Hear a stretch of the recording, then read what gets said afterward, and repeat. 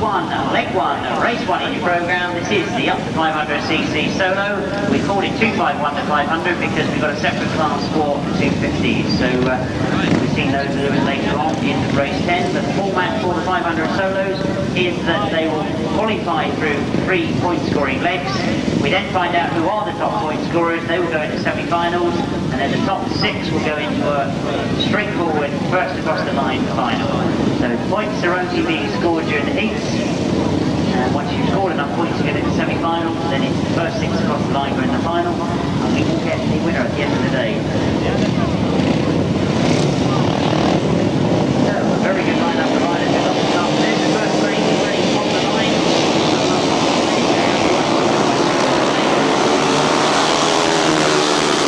Breaking away from the rest of the field. Paul Mitchell has gone after him. That's the rider in second place at the moment. As they go into the first bend, it is Vince Kinchin that comes round hard off that first bend, leading for Paul Mitchell. In third spot at the moment, we've got number 9, Mitchell Godden.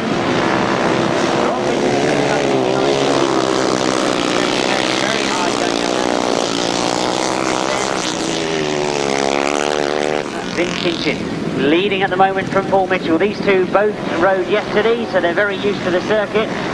Mitchell Godden out for the first time, and that looks to be a different very, very good here.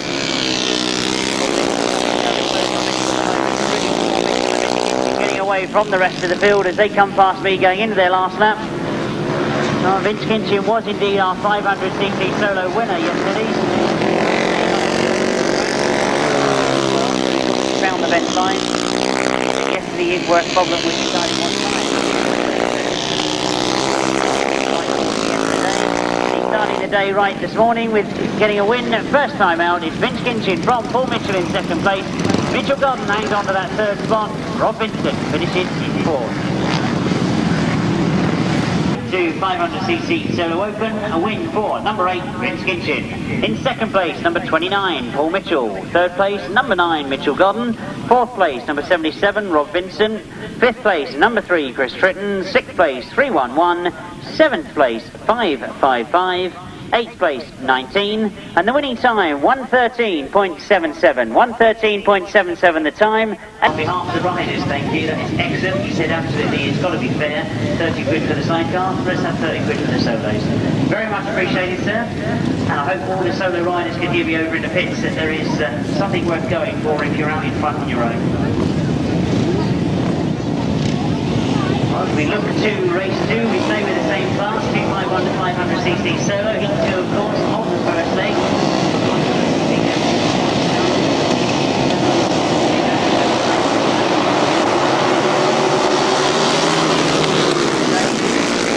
Across to that far side, that looks to me like Will James has made an exceptionally good start. Yes, Will James it is that comes round off that first bend. Anthony Boughourd is up in second place. Looking for number 7, Pete Reed moving through. That's the pink letters of Pete Reed moving through now into second place.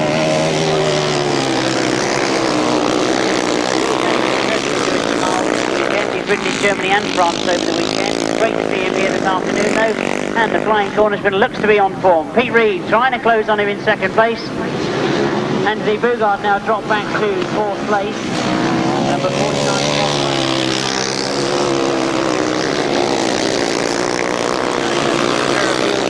Back straight, he really does look as if he's got things under control, Will James. He goes into the last lap, leading some 4 or 5 bike lengths from Pete Reed, and that's not an easy thing to do. Paul Fudge still there in third.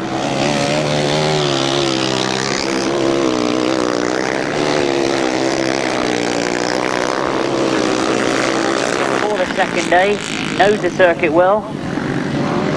And as the checkered flag goes for the second time this afternoon, it's the flying Cornishman Will James that gets a win first time out. Pete Reed with a second place, Paul Fudge in third, Anthony Boughourd finishing in fourth. The quicker time for Will James, it is a win for number 46 in first place in race 2. In second place, number 7. Third place, number 49.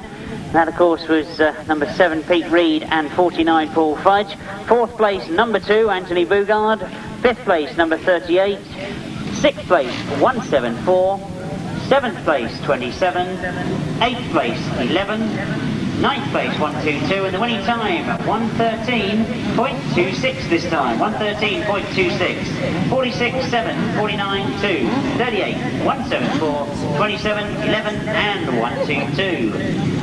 Quickly move to race 3. Hopefully our pit box will keep them moving as fast as this, so we'll keep the action flowing.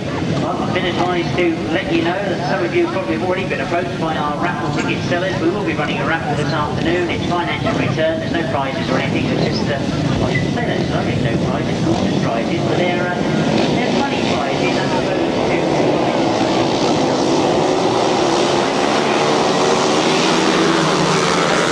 Team 3. And I should be looking perhaps for Robbie Fuller this time. It is indeed Robbie Fuller that leads going into that first bend. He's gone very wide though, being pursued by number 16, Dean Garton. 2:05, Jim Collins, the rider in third. Broken away, Robbie Fuller leading from Dean Garton at the moment. So another one of those fine points from Dean Garton. We've seen some great things from Dean Garton over the last couple of seasons. But he's certainly got a fight on his hands here as Robbie Fuller seems to be setting a cracking pace. This is certainly going to be an interesting time to watch. Collins still leading that over 4 lines. Third place at the moment. Quite a scrap going on back there for that third, fourth and fifth place. No question about who in fact is leading race 3. Robbie Fuller having a great start to the afternoon. Dean Garton really not being able to catch him on that laid down machine.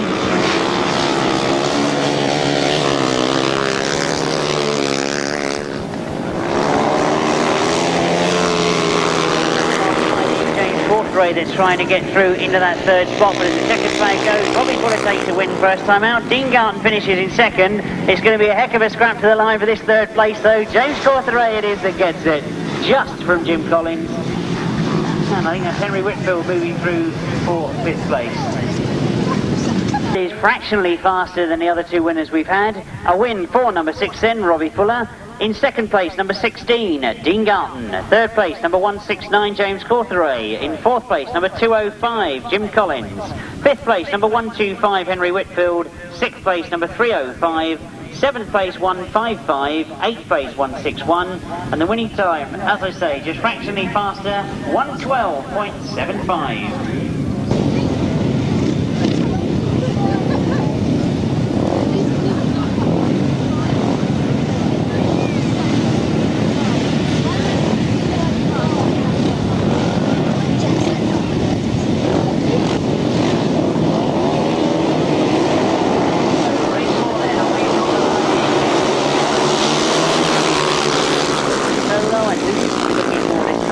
Look across that far side. Oh, Gary Lobb perhaps we should be seeing up at the front as they come round off that corner the first time. That's Mike Dowling on the outside, Gary Lobb on the inside. Nigel Green is the rider in third at the moment. I can see Mark Zimmer moving through in fourth place. Mike Dowling, or has he got away? Mike Dowling closing rapidly. He was another rider that had some good rides yesterday. Mike Dowling did in fact win the handicap race at the end of the day yesterday afternoon. And he's closing up on Gary Lobb. Gary Lobb's going to have to be careful if he's... I wonder what on earth that was on the line up on those lines. It does look to be as if it's the back end of the exhaust. The rest of the riders can manage to avoid it. As indeed we look for that last lap flag. Gary Lobb looking over his shoulder. Mike Dowling still there in second place. Number 154 is Adrian Mower in third spot. On the far side, Gary Lobb slowing rapidly on that far side, and Mike Dowling now has gone round the outside of him. Will he get to the front as they come to the line? It is indeed Mike Dowling. Gary Lobb looking down his machinery, so he picks up a second place, but he definitely slowed rapidly on that last lap. Adrian Mower gets third place, Nigel Green in fourth, but we do hope that that's not too much of a concern for Gary Lobb. That motor's certainly slowed. It means a win for the 282, Mike Dowling. Starts with Denny Phillips, the scrutineer, to make his way to the where he was scrutineering, where they signed on. Denny Phillips.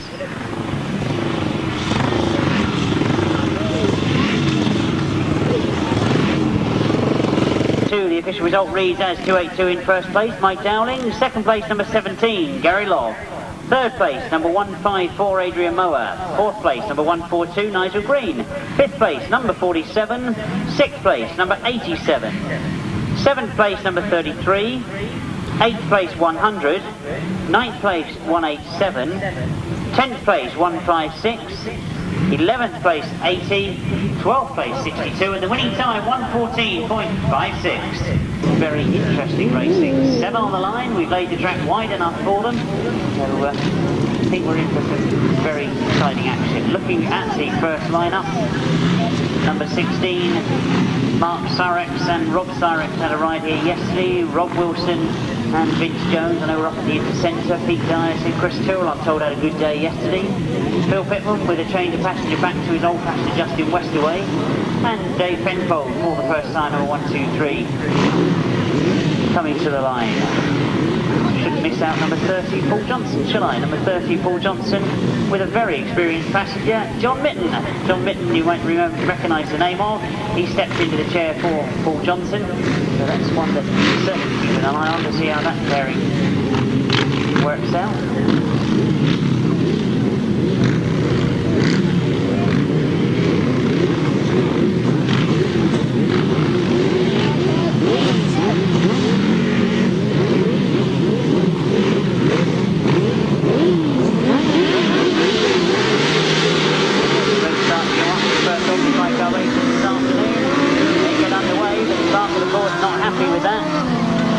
Couldn't quite see what the problem was. So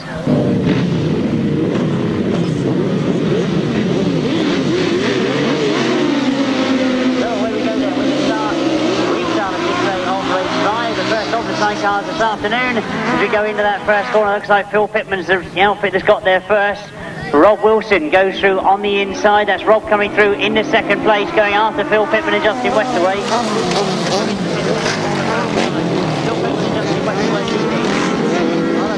Chris Tyrrell trying to come through from third spot as well. He's pushing Rob Wilson hard. Pete Dyer and Tony Bemister back in fourth place, losing touch with those front three, and Chris Tyrrell nearly turning it sideways as he comes down the bend. He's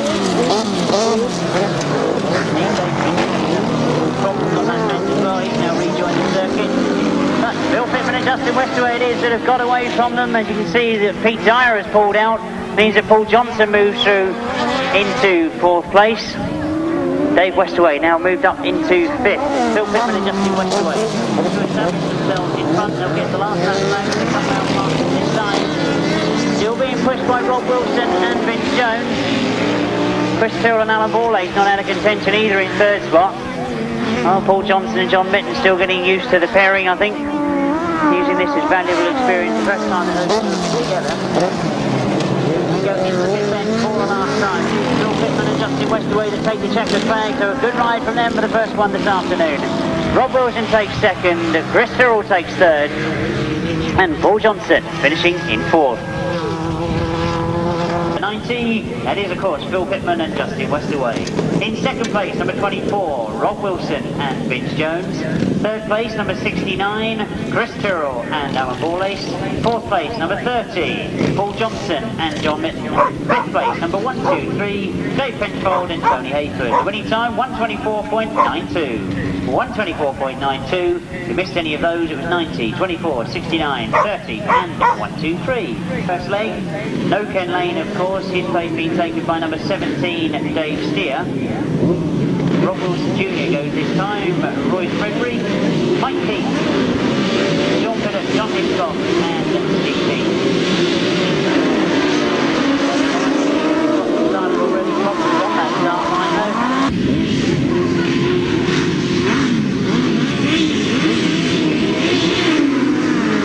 We get a clean start this time as they get away at the second time of looking, and we look to the inside of this. Dave Steer has made a good start. John Hiscock, a very quick start indeed, gets into that first corner in front of Dave Steer.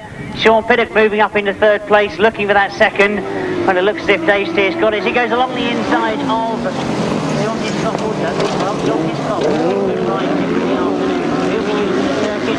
Dave Steer, but driving hard on the inside though, comes through on the inside of him as they go into this bottom bend. Oh, that was a very good ride from Dave Steer. He had a very tight line on this pit bend. He now establishes himself up at the front. So, Dave Steer and Andy Orchard. Team from John Hiscock and Darwin. I can see number 169, Sean Piddock driving through hard on the inside. Oh, we're more used to seeing Sean as a passenger. It's nice to see that he's taken to driving and looks to be making a very capable job of it. Driving hard and second place. You see the last lap flag go. It's Dave Steer who came into the meeting, as indeed a reserve. He's taken the place of Ken Lane. Now, I knew when I was told that he was reserve, he was a very capable reserve, and he's proving my worth as he indeed goes down that back straight, opening up quite some gap now on Sean Pilcher and John Hiscock. There goes the checkered flag for Dave Steer and Andy Orchard. They take a win first time out. Sean Pilcher takes second, John Hiscock in third, and Steve Heath finishing in fourth. Cars Heat 2 of Leg 1, a win for number 17, Dave Steer and Andy Orchard. In second place, number 169, Sean Pilcher and Ian Rowan. In third place, number 184, John Hiscock and Steve Bailey. In fourth place, number 191, Stephen Heath and Barry Knight. In fifth place, number 25, and sixth place, number 80. The winning time, 126.40, 126.40, 17, 169, 184, 191, 25, and 80.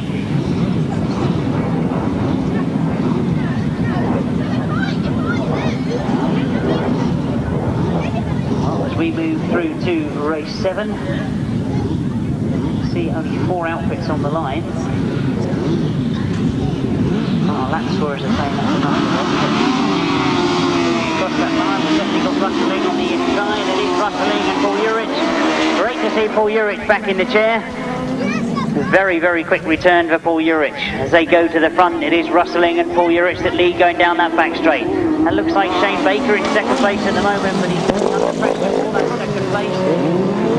Very good, and he's just trying to go around the outside of him as they come round off that pit bend.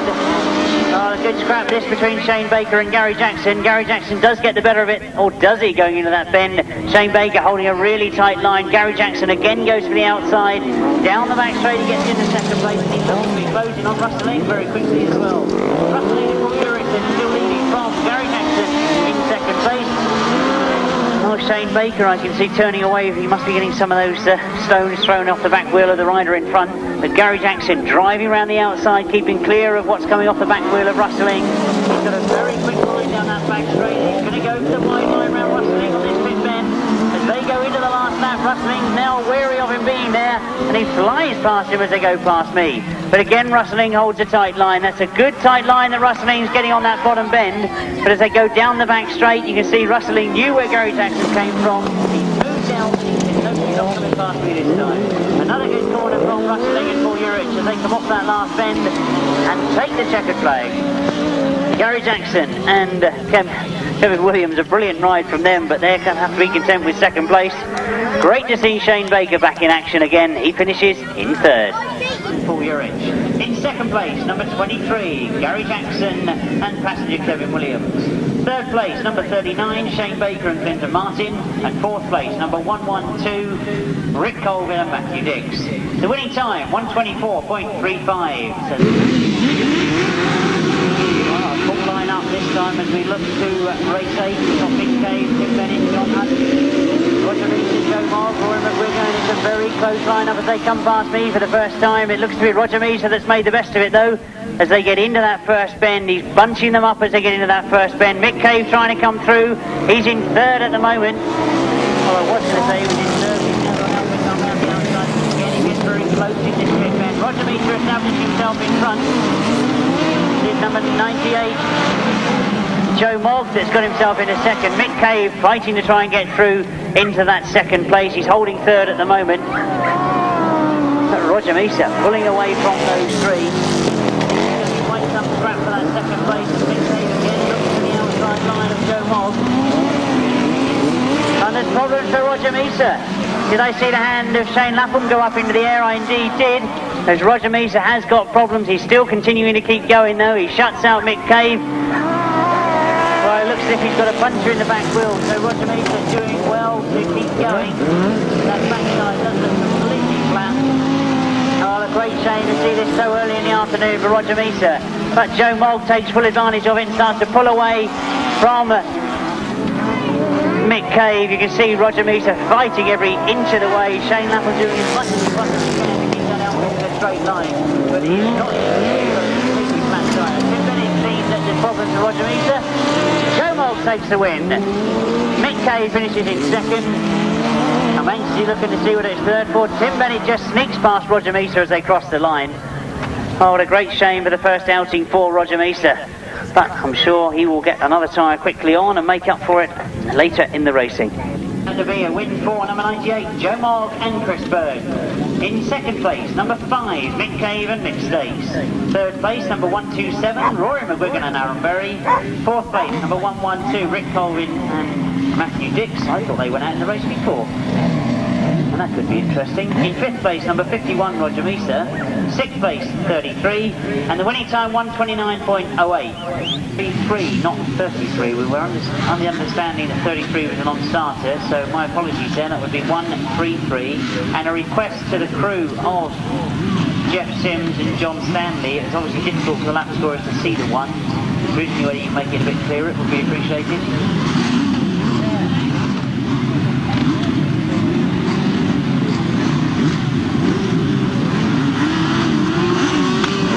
Already on the line, we look anxiously down that start line. I think the start is not quite happy with some of the mistakes, but they do get underway.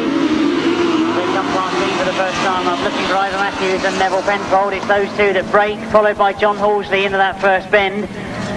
It's Neville Penfold and Paul Randall that lead at the moment coming round that first bend. Ivan Matthews and Peter Jones in second place. John Halsley in third at the moment. It's Neville Penfold and Paul Randall. I heard this morning that they had a good day yesterday at the Inner Centre. We hope that they keep that form here this afternoon. Number 73, Brett Osborne, having a good ride back in fourth place at the moment. He indeed was going well yesterday afternoon. Obviously likes the track. That's going on the back of the field as well, with Penny Hook riding a very, very wide line.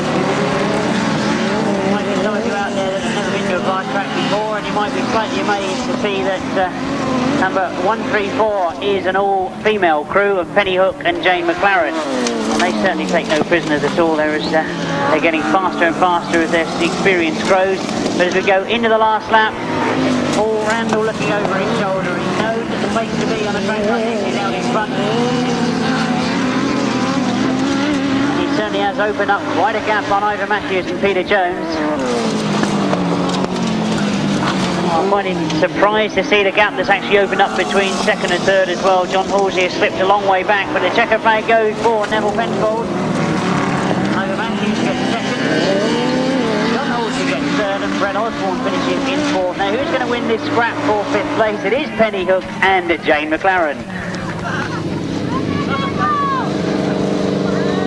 Number 2, I'm sure you've all got that one in already. Outfit number 2 is Neville Penfold and Paul Randall. In second place, number 15, Ivan Matthews and Peter Jones. In third place, number 13, John Halsey and Tony Miles.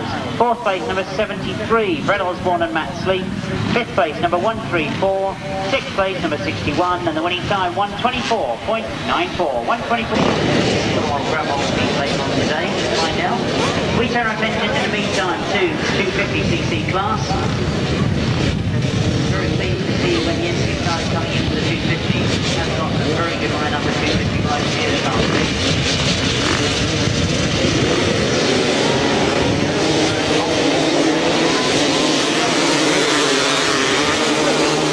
Dave Bleakin, number 40, possibly to make a break. I think that's Dave that has, in fact, Garton to the lead going into that first bend.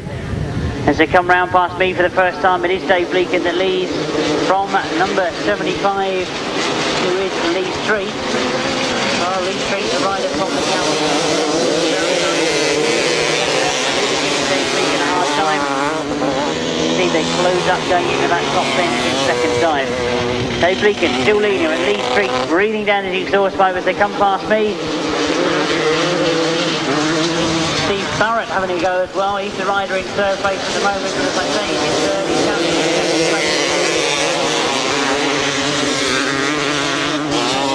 Syrett will be able to catch these two, as now you can see Lee Street has taken over the lead from Dave Bleakin, but Dave Bleakin will tuck it in tight as they come past us to get the last lap flag. Steve Syrett still not out of contention. On his own, back in fourth place, Darren Bishop, but leading the traffic right at the front. Back from Lee Street. Long back straight they go. They've got one more corner to negotiate. Now watch to see if Dave Bleakin does in fact pull it hard and tight on the exit of the bend. Lee Street driving away though. Gets the win. Dave Bleakin in second, Steve Syrett in third, Darren Bishop finishing fourth. In four, number 75, Lee Street. In second place, number 40, Dave Bleakin. Third place, number 621's Steve Syrett. Fourth place, number 89, Darren Bishop. Fifth place, number 32. Sixth place, number 95. Seventh place, 155. Eighth place, 209. Ninth place, 251. 10th place, 283. And the winning time, 119.55. 119.55. 75, 40, 621, 89, 32, 95, 155, 209, 251 and 283.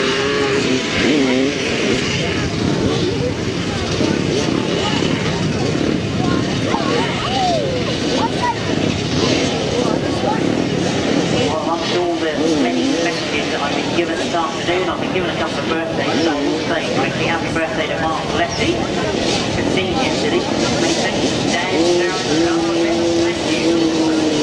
What? We're on. Look for a very quick 250 rider in this one. John Dormer in the yellow leathers. Mike Appleton, our winner yesterday, number 558. He's the tall figure in second place who goes after John Dormer. 331 is Richard Smith. Richard Smith has moved into second place. Good scrap going on for that second, but John Dormer getting away from the rest of the field. I've got to say that John was probably the most unfortunate 250 rider at the British Championships this year.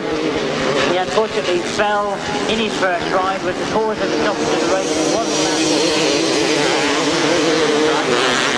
His points were so far down that he really couldn't make it up through the rest of the day. So he had a brilliant ride. And I know that in the championship he'd love to have won. Right, into the last lap we go on the first time out for a lot of these 250 riders. John Dormer still winning, leading from so Richard Smith has lost out to them. But to see Dean Camier, White leather twin around the outside of Mike Appleton. Going to be close to the line for second, but no question about first in the hands of John Dormer. Mike Appleton gets second, Dean Camier in third, and Richard Smith finishing fourth. Dormer in second place, number 558, Mike Appleton. Third place, number 44, Dean Camier. Fourth place, number 331, Richard Smith. Fifth place, number 180, Richard Sims. Sixth place, number 291. Seventh place, 140. Eighth place, 241. Ninth place, 115. 10th place, 137. The winning time, 120.02. 120.02.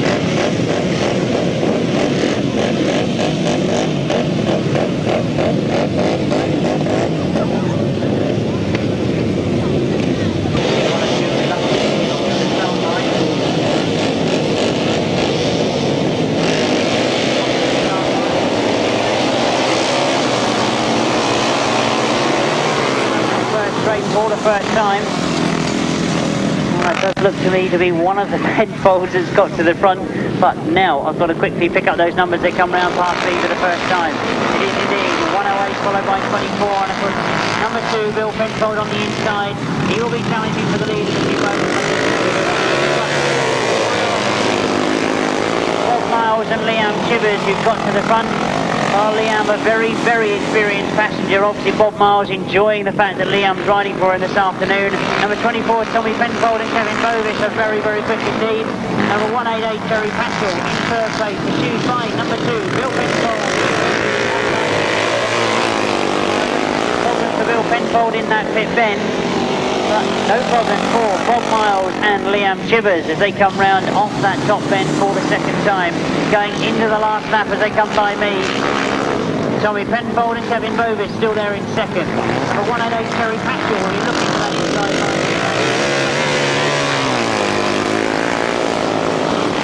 But look to that far side, really no problem for Bob Miles. So the partnership with Liam Chivers proving to be a great advantage to him as he comes to the line and takes the first checkered flag in this class this afternoon. Tommy Penfold and Kevin Bovis get second. Number 188 Terry Patchell and Dominic Doyle get third. Bill Penfold and Nigel Shaw. A slightly disappointing fourth place because they are indeed the British champions in this particular class. Now a win for number 108, and that indeed is Bob Miles and Liam Chivers. In second place, number 24, Tommy Penfold and Kevin Bovis. Third place, number 188, Terry Patchell and Dominic Doyle.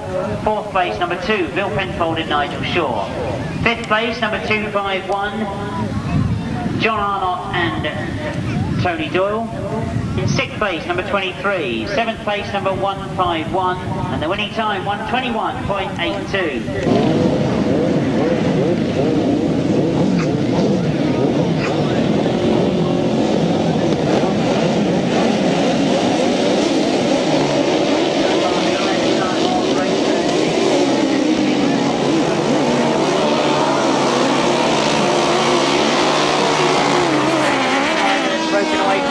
That first straight. Well, I've seen Luke in action quite often. He is a very, very quick competitor. So it'll be interesting to see how he gets on with this surface. He leads and it comes faster. Car number 173, John Fish, goes through in second place.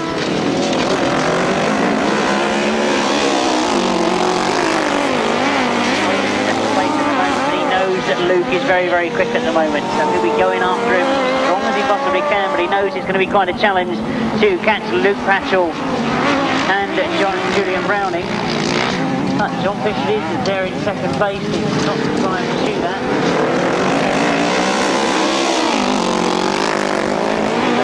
George Penfold, because I realised that George Penfold had a go at every single class of sidecar racing, as well as quad racing. There's problems for Luke Patchell. Oh, indeed, Luke Patchell pulls up as we go into the last lap. That John Fish takes over the lead. I'm sure that is a big advantage. Well, unfortunately, Luke Patchell pushing his machine off. As we look to see John Fish and Gary Moore coming round to take the checkered flag. That's their first win of the afternoon. And the 321 Steve Farmer second. George Penfold and Julian Wood take third. Very, very disappointing start to the day for Luke Patchell and Julian Browning, but I'm sure they're back in action later on. And indeed is John Fish and Gary Moore. In second place, number 321, Steve Farmer and Peter Taylor. In third place, number 125, George Penfold and Julian Wood. Fourth place was number 174. In fifth place, number 169. Sixth place, 217. The winning time, 1:25.36. I was going to anticipate putting water on the hard racing surface, but if you can go around the outside, it should make your viewing a lot better.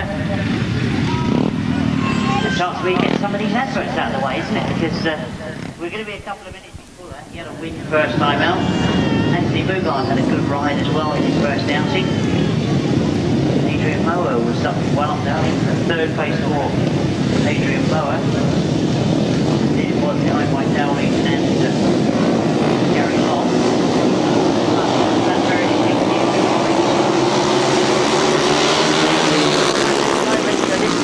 Interesting one to watch, as indeed it is the flying cornersman Gary Lobb that's got to the front once again. You remember he had that problem at the end of his race in his first ride. Number 49 is Paul Fudge, who had a good ride first time out. Robbie Fuller's back there in third place.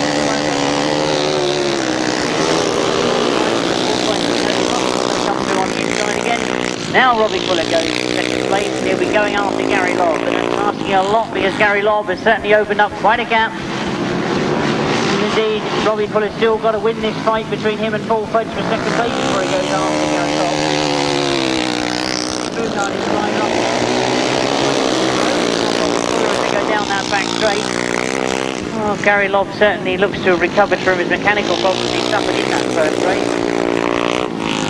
Paul Fudge still there in second. And I must admit, Robbie Fuller's going to second place.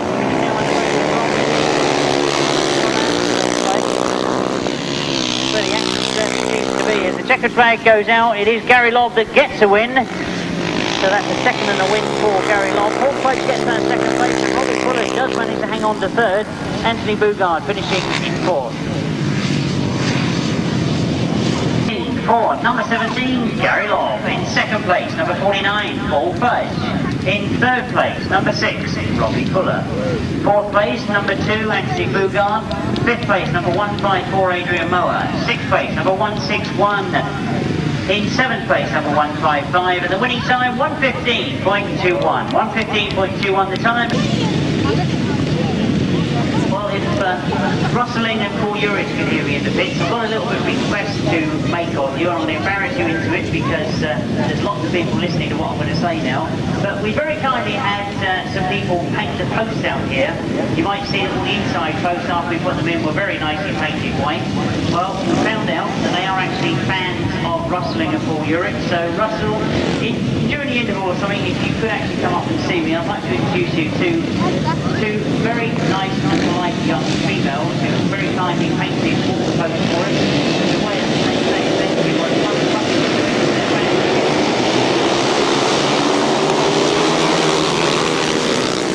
we're underway with race 15. And we look for the very tall figure of Mike Dowling. He's pulled it very hard and sideways in the middle of the bend, but he recovers from it. Henry Whitfield is the rider that's up in front, but as I say that, Mike Dowling has gone round the outside of him going into that pit bend.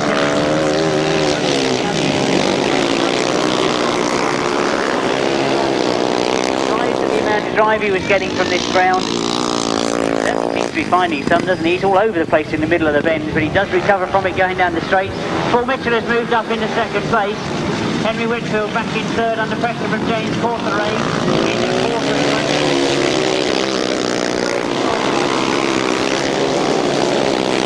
Getting close as they went along that back straight, but Mike Dowling again turns the power on. Fast us going into the last lap.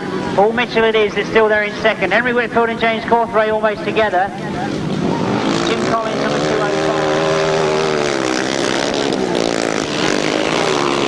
Whitfield on the inside, James Cawtheray on the outside. But as I say that, you can see there's quite a scrap going on for that 5th, 6th and 7th place. We've got 3 riders coming around the bend together there.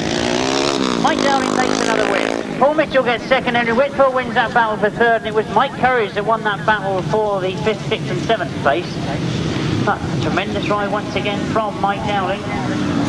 Number 282, Mike Dowling. In second place, number 29, Paul Mitchell. Third place, number 125, Henry Whitfield. Fourth place, number 169, James Cawtheray. Fifth place, number 100, Mike Courage. Sixth place, 205. Seventh place, 47. Eighth place, 62. Ninth place, 305. And the winning time, 1:17.89. 1:17.89 the time. A win for number 282, Mike Dowling.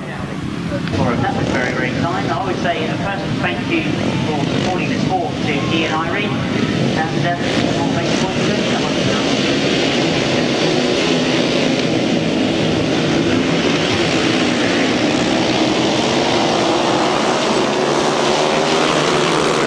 Another one of those riders that had a win first time out. It is indeed Vince Kinchin that gets to the front. And it doesn't look as if he's going to have it all his own way, because Chris Tritton looks to be in much better form this time. He was certainly well down in the results in his first ride, but he goes to the inside line on this pit bend. Vince Kinchin tries to run his line on. He goes very, very wide on that back straight. That's not a good thing to do. I thought Vincent learned that yesterday, that we haven't rolled outside the track markers. It's trying to encourage riders to stay on the racing line. But he's gone very wide again. He does get the advantage back though on that top bend, and now Howard on the advantage as he goes into this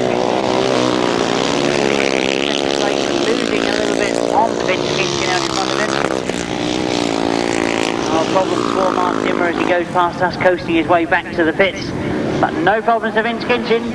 Remind you all again that he was the winner of the 500 event here yesterday. He had a good ride yesterday as well. Third spot, with second flag being made ready. A win in race 16 is going to make the second win of the afternoon for Vince Kinchin. Chris Tritton takes a second. Number 174, Robin Pilcher takes third. Great, Vince Kinchin, that makes his second of the afternoon. In second place, number 3, Chris Tritton. Third place, number 174, Robin Pilcher. Fourth place, number 27. Fifth place, number 133. Sixth place, number 80, and the winning time, 1:17 exactly, 1:17 exactly, 8:3, 1:74, 27, 1:33, and 80, 1:17 the time.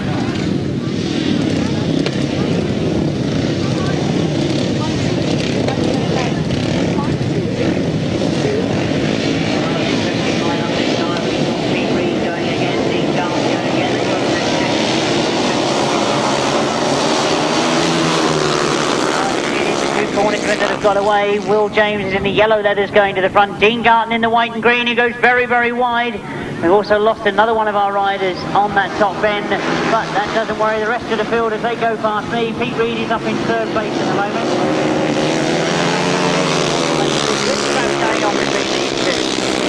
Riding against each other indeed. I'm sure that Dean Garton has learnt a lot from Will James. They're from the same part of the country down in Cornwall. Will James just leading from Dean Garton in second. Pete Reid up in third. Ben Howe and Mitchell Godden having a good scrap for fourth place. Will James is certainly not getting away from Dean Garton. Oh, he's a very, very busy weekend, Will James. He's done a lot of travelling. He looked absolutely shattered when I spoke to him this morning. But he's the power on now as Dean Garton can't close up on him. Pete Reid is under pressure from Benfield.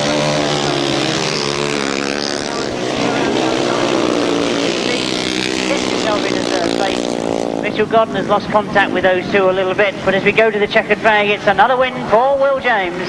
Dean Garton gets second, Ben Howe gets third, Pete Reid gets fourth, and Mitchell Godden in fifth.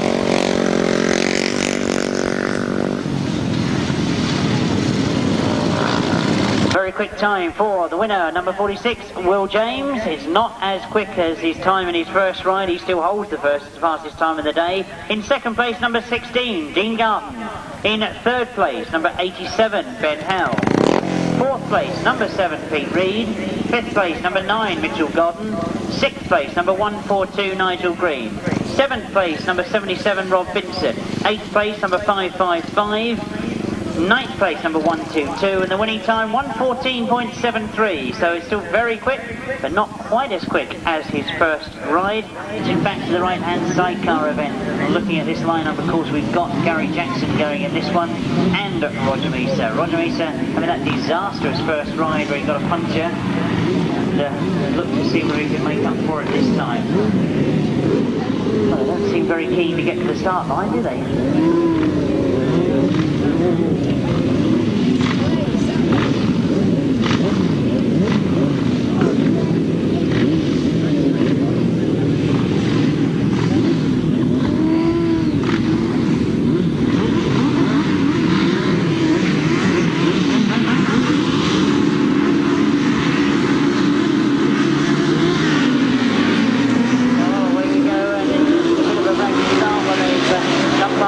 Roger Misa in the lead, but with Gary Jackson on his outside. Well, I thought this might be a scrap between these two. It turned out to be just that, and you couldn't get them any closer, could you? Gary Jackson driving hard. Kevin Williams looking over his shoulder. Roger just got the advantage, but Gary decided to go a little bit wide. That should mean that Roger can find the gap inside, but he decided to follow him round. He's realised that's possibly the quickest route round that pit bend. Drives in hard on this bend, though. But Gary Jackson really does look to be in good form this afternoon. He powers down that back straight. He is very, very quick indeed.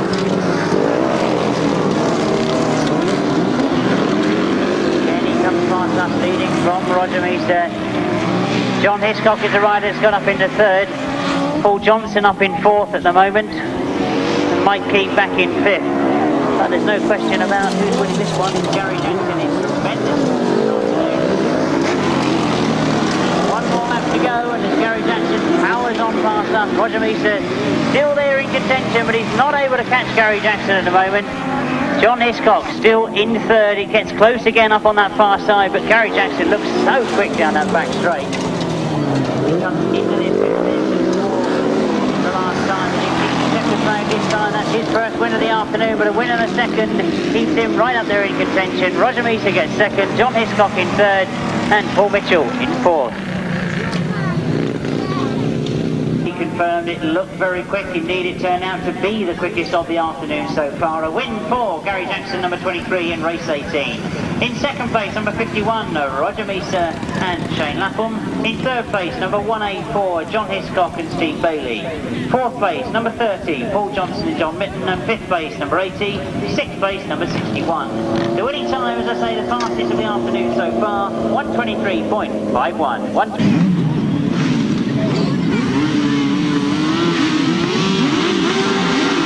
Race 19, the chance to see Neville Penfold in action once again. He had a win first time out. Indeed, Howard from the outside of that gate.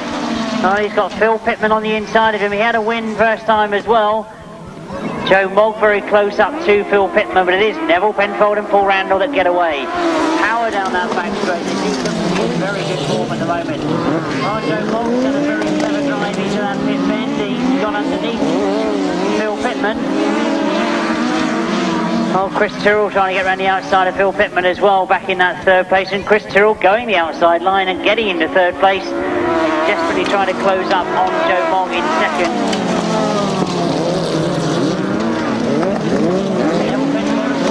Going for their second win of the afternoon. They're the ones that are throwing up all the dust for everybody else to ride through. And is Neville Penfold slowing on the far side, or is he just taking it very cautiously as he goes into this pit bend?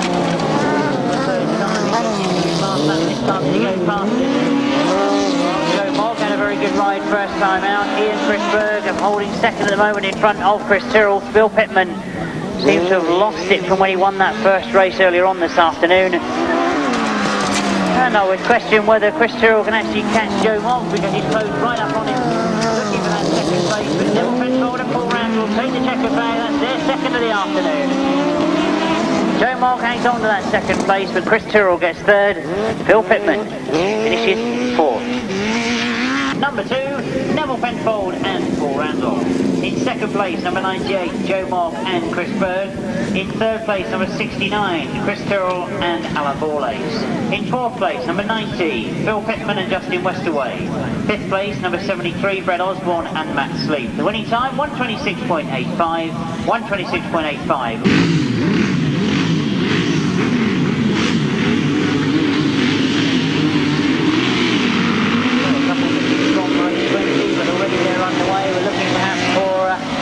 Ivor Matthews and Peter Jones. It is indeed Ivor Matthews who gets to the front as they go into that first corner.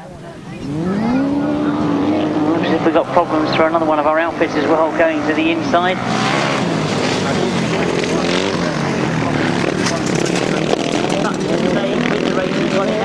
Ivor Matthews and Peter Jones that get away from, in second place, number 169. That indeed is Sean Pittock and Ian Rowan. Well, I'm sure we were looking to see Ivor Matthews perhaps win this one. That's generally wrong when I advertise the British Masters. He's leading the Masters competition this year. He had some brilliant rides down at the Morley Circuit at Tunbridge. And I'm convinced now that I've seen Peter Jones in those leathers that they are the old leathers of Dave Ward. Well, Penny Hook and Jane McLaren doing well in third place at the moment. So they'll get some good points from this one. No question about Ivor Matthews. Right this time, but is Sean Pittock going to close up on him? He certainly went into that pit bend very, very quickly indeed.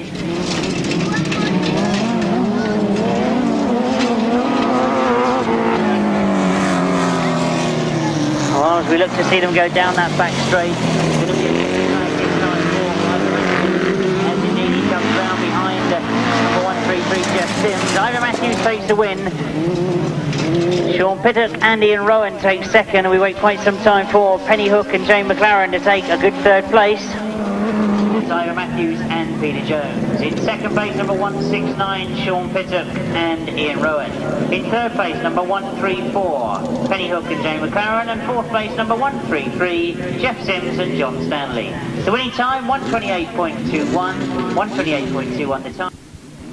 So we move on to race 21. A replacement here is number 17, Dave Steer, in place of the Kent Lane number 7. We're looking to see them break from that start line. It is Dave Steer and Tim Bennett that made the break. Oh, Tim Bennett getting the best of that as he go around that first bend. Oh, we're looking for Dave Steer to have closed his gap up. Tim Bennett going well at the moment. Actually with Colin Blackburn.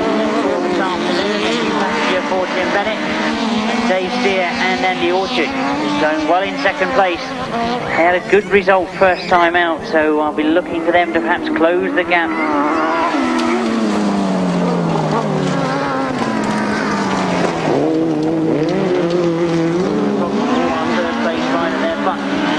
No problems for Tim Bennett. Well, I thought that Dave Steer would be closer by now to Tim Bennett, but Tim Bennett going really well. Still leading from Dave Steer in second place. He's looking back at the result for Dave Steer in second, first time out. Bennett, apologise, Dave Steer had a win first time out. So this is going to be a win and a second place, if they stay in fact where they are. Goes down that back straight, it's going to be Tim Bennett that gets the win.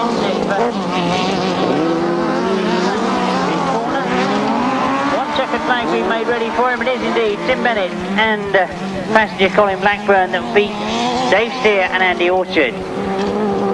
Finishing in third there, number 25, Rob Wilson Jr. and Will Jones. Colin Blackburn in second place, number 17. That's our replacement rider, Dave Steer and Andy Orchard. In third place, number 25, Rob Wilson Jr. and Will Jones. And in fourth place, number 123, Dave Penfold and Tony Hayford. Winning time, 126.42. 126.42. 12, 17, 25 and 123. Thank you very much indeed to all of you that have supported the raffle. Our raffle ticket sellers have been round. He said he's looking to close the raffle now, so if there is anybody that still wants to buy raffle tickets, he's going to stay here behind the commentary van for a few moments. If anybody was missed when they went round, I know they walked the whole circuit and have done very well. Thank you very much indeed. I'm pleased to say that we've lost a bit of equipment last night, so the money we've raised from the raffle might help to recover that bit of equipment. I don't know if anyone's Thank you very much for supporting the raffle, because we have got some equipment to replace.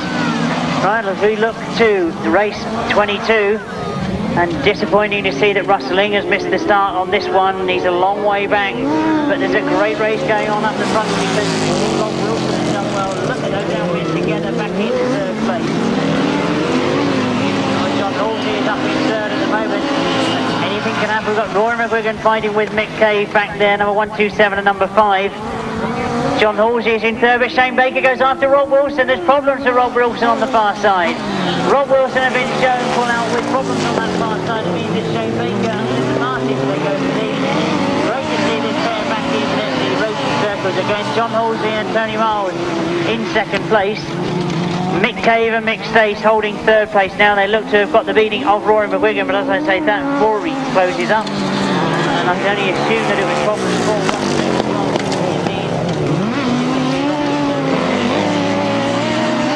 Problem for Shane Baker and Vincent Martin. They're going well at the moment as they lead going into the last lap.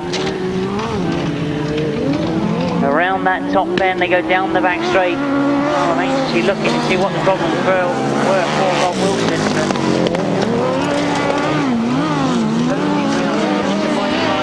But Shane Baker and Vincent Martin take the win. John Halsey and Tony Miles finish in second. Mick Cave and Mick Stace finish in third. Fourth there, and it does mean that Rob Wilson's going to finish, if he finishes, a long way down.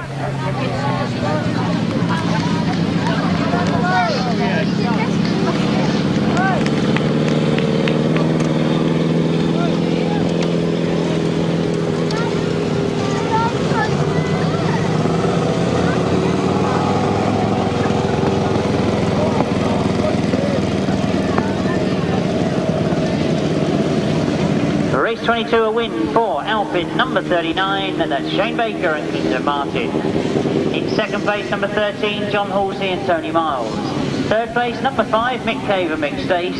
Fourth place, number 127, Rory McGuigan and Alan Berry. Fifth place, number 191, Stephen Heath and Barry Knight. And sixth place, number 24, Rob Wilson and Vince Jones. The winning time, 127.22. Oh, indeed, Rob Wilson and Vince Jones realising that point scoring is at hand. They are going to get a checkered flag. We've already put them in the results because we could see what they were going to do. And that is not easy, pushing those outfits around.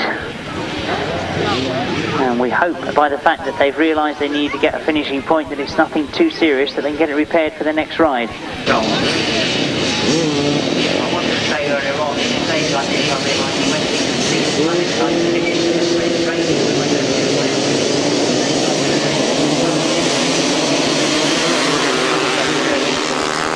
As we turn our attention back to race 23, we've got John Dormer already getting to the front as he goes into that first bend, but he's slowed in the middle of the bend. Well, my captain's up there in third place, but Dean Camier is the rider that's putting John Dormer under pressure. John trying to go wide before Dean Camier out. Those two get away though, going down the back straight. John Dormer had a win first time out. He really does look to be in good form on this 250 this afternoon. Dean Camier still there in second place. Right on the back wheel of John Dormer. My captain holding third. Lee Street has now started to look to jump through as well. He's up there in fourth place. Inside of John Dormer. Oh, he got tremendous drive coming out of that fifth bend. He's gone up underneath John Dormer, and John Dormer again has to fight back round, going for the outside. He certainly won't be giving up at all as they go into the last lap. Dean Camier has got a much better line than John Dormer as they go into that fifth bend. John Dormer declares to cut back up. Now starting to lose that advantage on Dean Camier. A good ride this from Dean as he comes round that top end for the last time. It's going to be a checker bag this time and his first win of the afternoon. John Dormer back in second, Lee Street finishing in third, and Mike Appleton finishing in fourth. Is heat one of the second leg, a win for number 44 Dean Camier. In second place number 76 John Dormer. Third place number 75 Lee Street.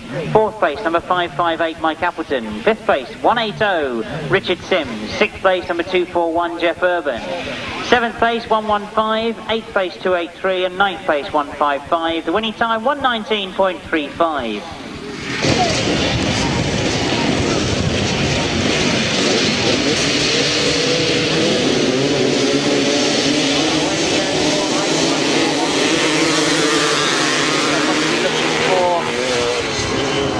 Dave Bleakin, it is the black leathers of Dave Bleakin that have got to the front. Oh, going very, very wide, but number 89 Darren Bishop not being able to close on him.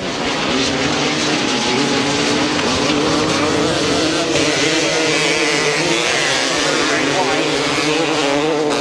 But at the moment, Dave Bleakin still leading. Oh, Darren Bishop determined to have a go to get round Dave Bleakin, but Dave Bleakin opens it up as he comes past us. Adrian Squirrel still riding well in that third place.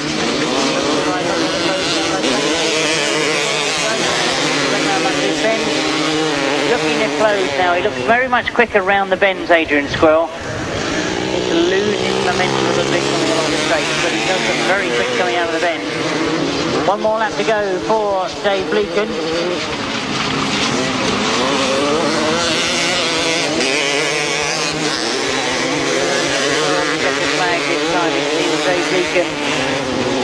He's going to get himself another win, so he's scoring the points well this afternoon, Dave Bleakin. Darren Bishop gets second place. Number 621 is Stephen Syrett finishing in fourth.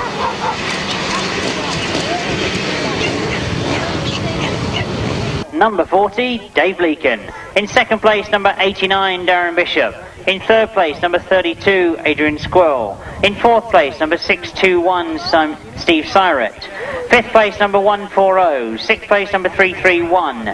Seventh place, 209. Eighth place, 251. And ninth place, 137. The winning time, 118.04.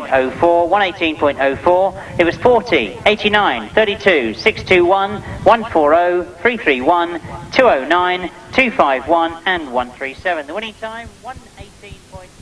Second outing for Left Hand Sidecars, race 25 in your programme. As we resume the race programme, we've got the Left Hand chairs going out, as I say, for their second leg. A chance to see it once again, 12 miles. Had a win first time out, you might remember. I got Popeyes. Yeah, you got Popeyes.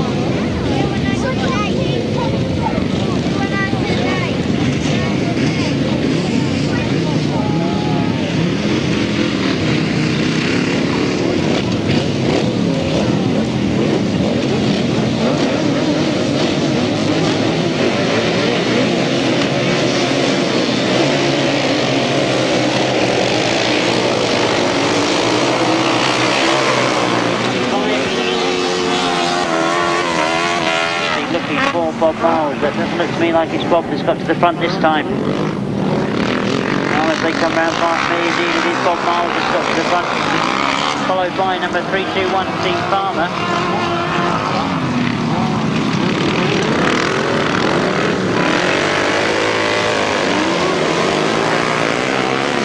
This track was storming through in second place goes number 24, Tommy Penfold, who certainly made a brilliant exit from this pit bend. He's now already catching Bob Miles out in front.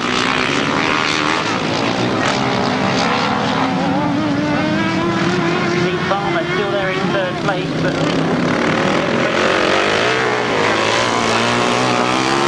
Tommy Penfold looks very, very quick going down that back straight.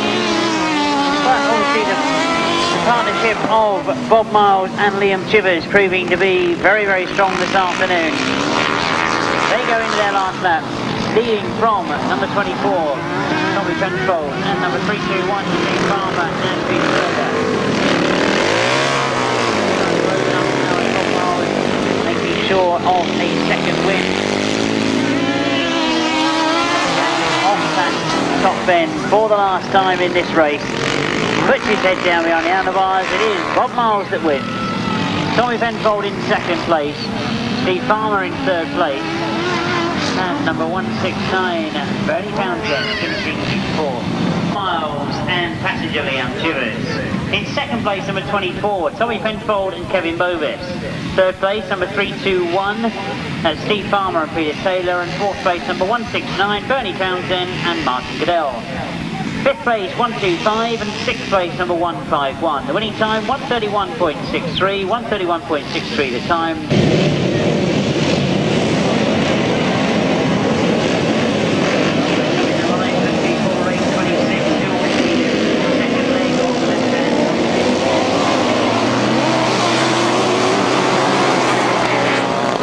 John that's made a very quick break into that first bend. To me like Neil Cuff is the rider that's gone the long outside as they I've just put all them cones out there.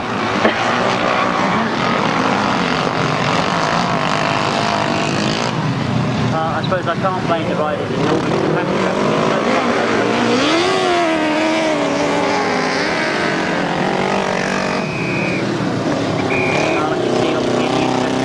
they have indeed put a red flag out. We've lost an outfit on that far side. Indeed, it was John Fish that was still leading, so he was going for his second win this afternoon. Number 173, John Fish. You see that Bill Penfold is on the far outside. John Fish is back on the centre of the gate. He's looking to make a very good start. Fits over the back wheel to try and get drive off the start, then steps into the chair as they go along the straight. Rather interesting technique. It must mean that there's a lot of pressure on that back wheel as they leave the start line. Well, Bill Penfold up in the second place. A good scrap going on for that third. On the inside is Neil and Martin Cuff. They go through into third. But John Fish certainly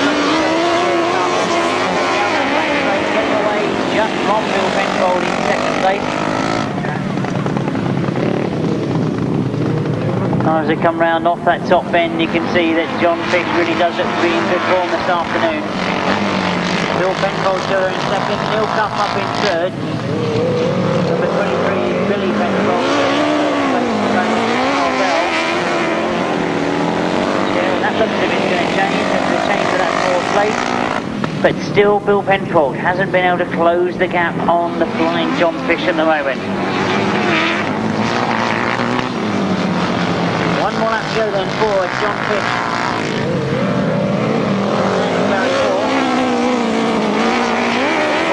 Two wins for them, equaling Bob Miles. Both of them have had 2 wins.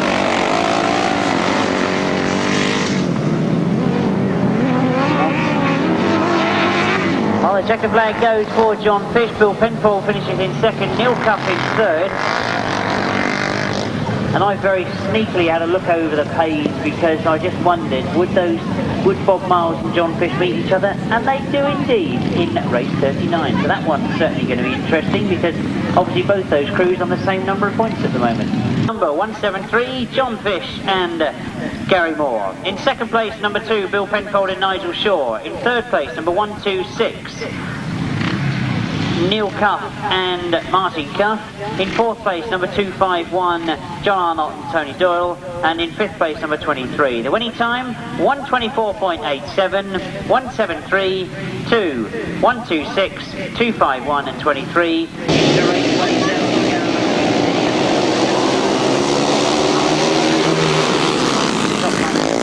Well and truly up there. Dean Garton is up there in 2nd place at the moment. He's been going well this afternoon as he comes through on the inside of Mark Collins. James Cawtheray is up there in 3rd place. Henry Whitfield is in 4th.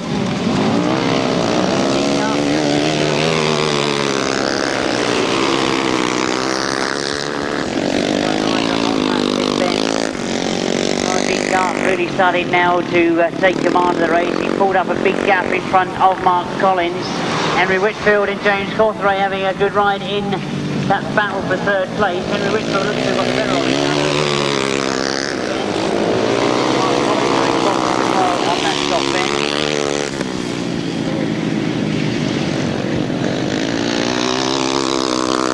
Dean Garton, well, we wonder, will he be able to close up on that fastest time of the day?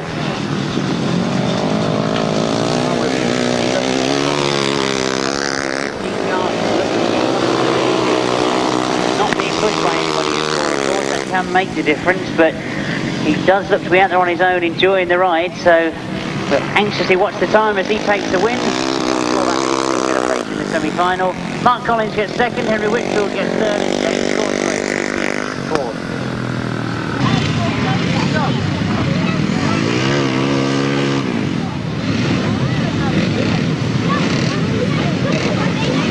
Well, an interesting confrontation in prospect in this one. We've got Vincent to go to the front. He's had 2 wins already. Mike Dowling, I think that is going there, and Will James puts it down in that first bend. Well, I'd missed the fact that Mike Dowling has had 2 wins as well. He indeed leads, as it is Vince Kinchin and Chris Tritton that follow through in 2nd place. And Vince Kinchin now goes after Mike Dowling. Obviously losing a bit of drive. Will James picks the bike up. He gets back under power as he goes round that pit bend, but looking at the front is Vince Kinchin going a long way round. Mike Dowling on the inside, Vince Kinchin on the outside. Chris Tritton just watching what's going on in front of him, holding 3rd place at the moment with Vince Kinchin riding that outside line. Look at Mike Dowling pick up power going down that back straight. Oh, this is a sort of race. Mike Dowling on the inside, Vince Kinchin on the outside. Those two together again as they come out on that bend. Mike Dowling just has it as he goes into the last lap, but Vince Kinchin is very, very close to him. Again, he's forced to go wide. He looks at that outside. He really does pick up power going down that back straight, although Vince Kinchin does look quick around this bottom bend. He comes off that bend now. He's going for that wide line again. Mike Dowling picks up drive. He's going to be close to the line, but Mike Dowling gets it. Vince Kinchin gets 2nd, Chris Tritton in 3rd, and then it's a long, long wait for Adrian Mower to come through in 4th place. Tremendous result for him. 3 rides, 3 wins. 282 in 1st place. In 2nd place, and number 8, Vince Kinchin. In 3rd place, number 3, Chris Tritton. In 4th place, number 154, Adrian Mower. In 5th place, number 87, Ben Howe. In 6th place, number 46, Will James. 7th place, 161. 8th place, 80, and 9th place, number 9. The winning time, 1:19.16. 1:19.16 the time. 282, 83, 154, 87, 46, 161, 80, and 9. But a chance to see Gary Lobb in action again. Paul Mitchell goes in this one. I know I gave the advert out very wrong, but I would like to say a thank you from Paul Mitchell to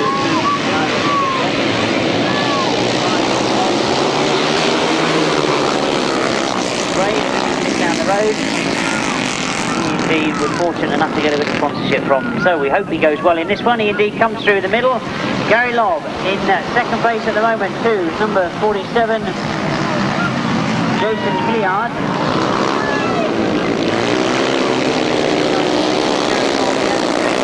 Paul Mitchell gets up into 3rd place. Gary Lobb still there. Going very, very wide. I think Paul Mitchell's going to come through on the inside of this time as they go into that pit bend. Anthony Boughourd still there in 4th place, number 2.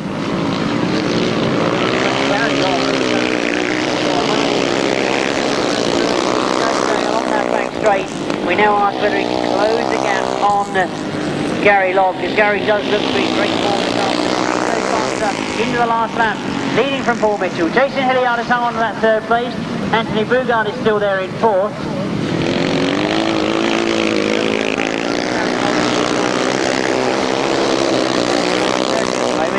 Seems to take a different line every time he goes into the bend. But as we come to the checkered flag, it's a win for Gary Lobb. Second place to Paul Mitchell. Third place is going to be close, but I would have said Jason Hilliard just managed to get that in front of number 49, Paul Fudge.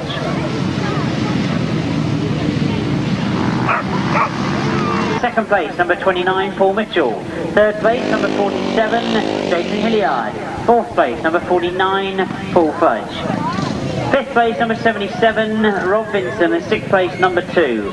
Seventh place, 100. Eighth place, 155. Ninth place, 133. The winning time, 118.27. 17, 29, 47, 49, 77, 2, 100 and 155, 9th, 133. Then the racing is race 30 that we're on. We're still with the third leg, E4.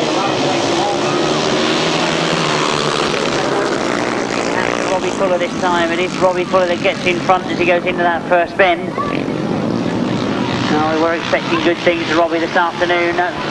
Nigel Green is up there with him in second place. 187 is Johnson.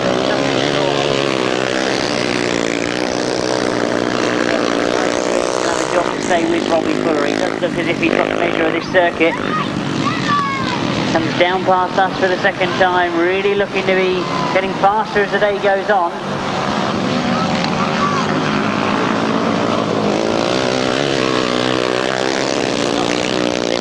He's not giving him too much credit.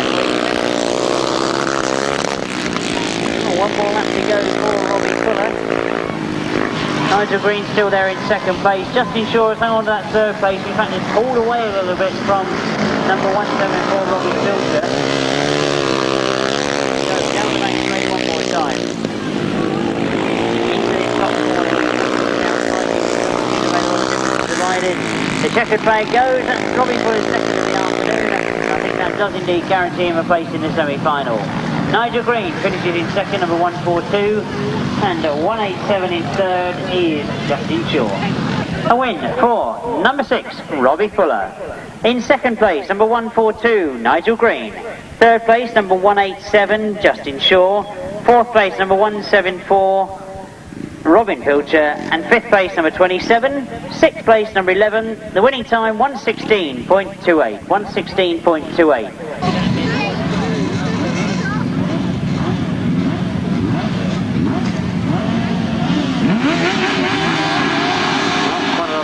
Missing in the end, obviously no Alan Fluid. He was alongside at the start of the day, no Paul Nelson. Indeed, we get underway. We've got Rory McGuigan and Joe Mogg scrapping it out at the front, and Penny Hook and Jane McLaren holding third. But I think this could be a good scrap between these two at the front, because they're equally matched for power. Joe Mogg has been getting better and better as the season goes on. Rory McGuigan and Alan Ferry certainly not their problem through the season, but they seem to have got through it.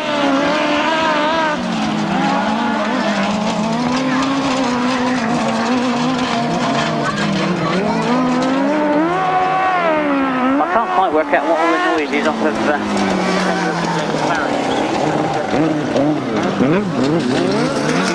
very, very low clearance. They're picking up a lot of the stones that are laying loose on the surface. Well, Joe Mogg and Chris Berg having a good ride this time. I thought that Rory McGuigan was going to stay with them, but Joe Mogg obviously had different ideas. He goes down that back straight in one particular advantage now, so that's the one I never got right. Although, as I say, that Rory McGuigan just blows up coming out of that pit bend. There's one more lap to go, and Rory McGuigan is certainly not out of contention.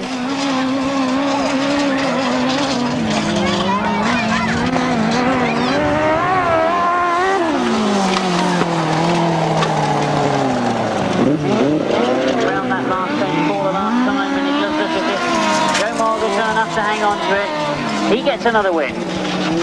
Rory McGuigan gets second, and Penny Hook and Jane McLaren take third place. For number 98, that's Joe Mogg and passenger Chris Burke.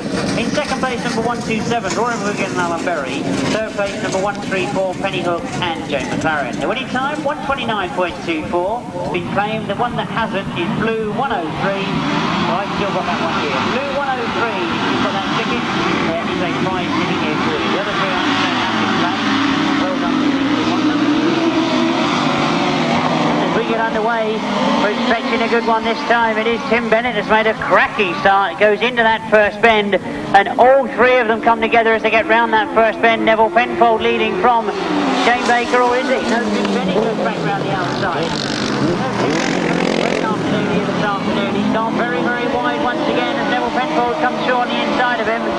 Shane Baker is following Neville Penfold through. Tim Bennett leaving some very, very big gaps, but Neville Penfold has now got in front. Shane Baker looking to come through on the inside of Tim Bennett. That's him determined not to give up. He may be riding a much wider line than everybody else, but he certainly is not slowing up at all. Neville Penfold driving round on the more used racing line as Tim Bennett again goes wide, but Shane Baker and Clinton Martin hold that inside line. They look to have the advantage. This is where Tim Bennett looks quick though as he goes down that back straight. He really is fast down that back straight. He obviously loves that bit of the circuit. He can just hold it tighter on this pit bend. I'm sure he'll stop it getting through. Yes, indeed he does. He goes into the last lap. He's got a much better racing line this time. As he goes into this top corner, he is comfortably in second. Neville Penfold and Paul Randall though out in front, protecting that unbeaten record that they've been out for 3 rides. They are coming to their third checkered flag as they come round off that pit bend. A brilliant ride from Tim Bennett and Colin Blackburn. They really have done well. And I've got a feeling I have been pronouncing that name wrong because I was given Colin Blackburn, but that does look to me like Kevin Blackburn. Excellent racing from Neville Penfold and Paul Randall. They take the win. It's number 2 going in first place. In second place, a great ride from Tim Bennett and Colin Blackburn. In third place, number 39, Shane Baker and Clinton Martin. Fourth place, number 25, Rob Wilson Jr., of course, and Will Jones. And in fifth place, number 123, Dave Penfold. The winning time, 127.59. Race 33, of course the replacement for Ken Lane is number 17, Dave Steer, leading on the line. Left them the other way, we've got 5 outfits on the line. Well, one I had missed in the lineup is of course Ivor Matthews and Peter Jones. Well, I think Ivor Matthews is watching the racing line, not where I've moved those cones to. They're getting a hammer in those cones at the moment, aren't they? Well, Ivor Matthews and Peter Jones get to the running. Dave Steer and the Orchard have got up in the second place. This is more of the riding skill of Ivor Matthews that we want to see. He is, of course, leading the British Masters at the moment, and we know he is in tremendous form. Dave Steer looks to be comfortable in second place. You can never say that in this race. As they come round, you can see that Ivor Matthews are right down, and nearly said it, didn't I? Peter Jones, of course, leading from Dave Steer. It's John Hiscock that's pushing hard with Steve Bailey in the chair this afternoon. He didn't actually ride with Ainsley Barwick yesterday, but it looks as if Steve Bailey is heavy and he's doing a very good job with John Hiscock. Goes very, very wide on that bottom bend. Into the last lap goes Ivor Matthews and Peter Jones. Dave Steer and Andy Orchard still there in second, not being able to close that gap. They haven't really lost any ground on Ivor Matthews, but they certainly haven't been gaining it. Ivor will in fact see the checkered flag this time as he comes round. He goes past us, takes that checkered. Dave Steer gets second, and John Hiscock crosses the line in third. Number 15, Ivor Matthews and Peter Jones. In second place, number 17, Dave Steer and Andy Orchard. In third place, number 184, that's John Hiscock and Steve Bailey. In fourth place, number 80, Mike Keefe, and fifth place, number 133, Jeff Sims. The winning times, 128.44. It was 15, 17, 184, 80 and 133. He can improve on that, but he really does look to be the man in form this afternoon. A good line-up in this one by the look of it. John Halsley is coming to the line as well. Chris Tyrrell and Alan Borlase, who've been putting in some good results as well. So a full line-up in this one.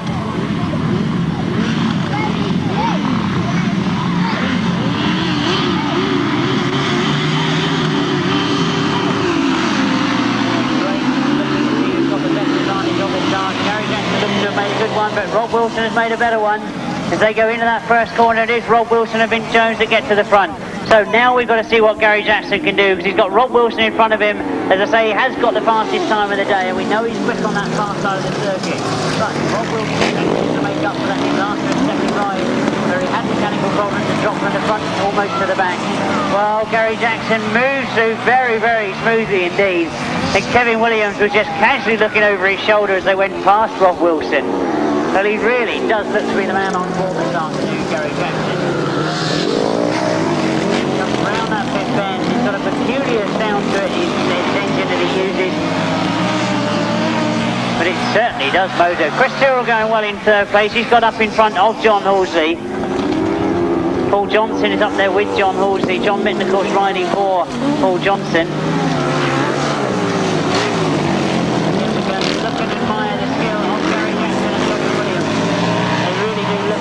This afternoon. Rob Wilson under pressure now from Chris Tyrrell and Alan Borlace. They've got closer and closer as the race has gone on.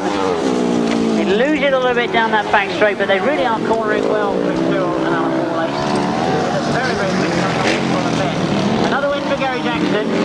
Rob Wilson does hang on to that second place, and Chris Tyrrell finishes third. Kevin Williams. In second place, number 24, Rob Wilson and Vince Jones. Third place, number 69, Chris Tyrrell and Alan Borlace. Fourth place, number 13, John Halsey and Tony Miles. Fifth place, number 30. Sixth place, number 73, and the winning time, 1:24.52.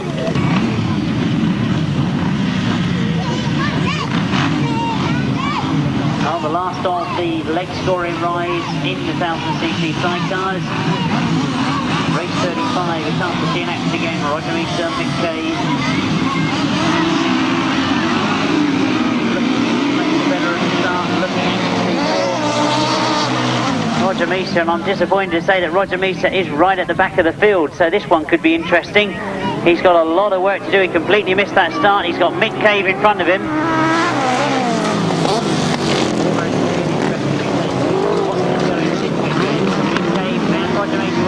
Right up on the rest of the field. Roger Meester looking to go through on the inside of Mick Cave as they now enter into this top bend for the second time. Well, Roger Meester got the advantage on Mick Cave. He's now going after Sean Pittock in second place. Looking for that second. He goes round the outside. A brilliant ride from Roger Meester. Sean Pittock is determined not to let him through. He lets Sean Pittock drift in front of him. Well, I must admit, it's Phil Pittman and Justin Westerway that have got the lead.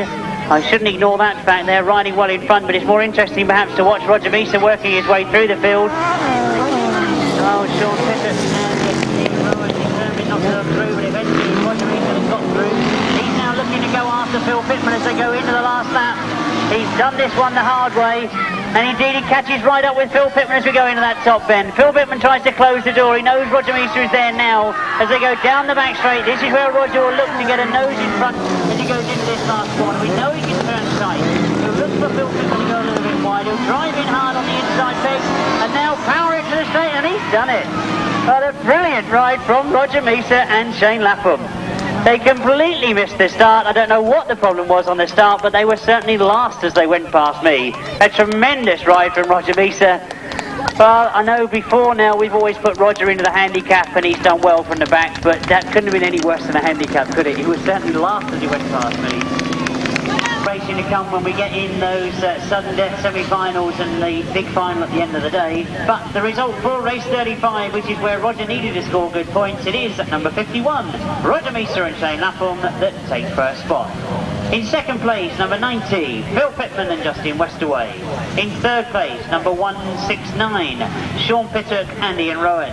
In fourth place, number 5, Mick Cave and Mick Stace. And in fifth place, number 191. The winning time, 1:28.52, 51:90, 1:69, 5 and 1:91. Number 558 goes to this one.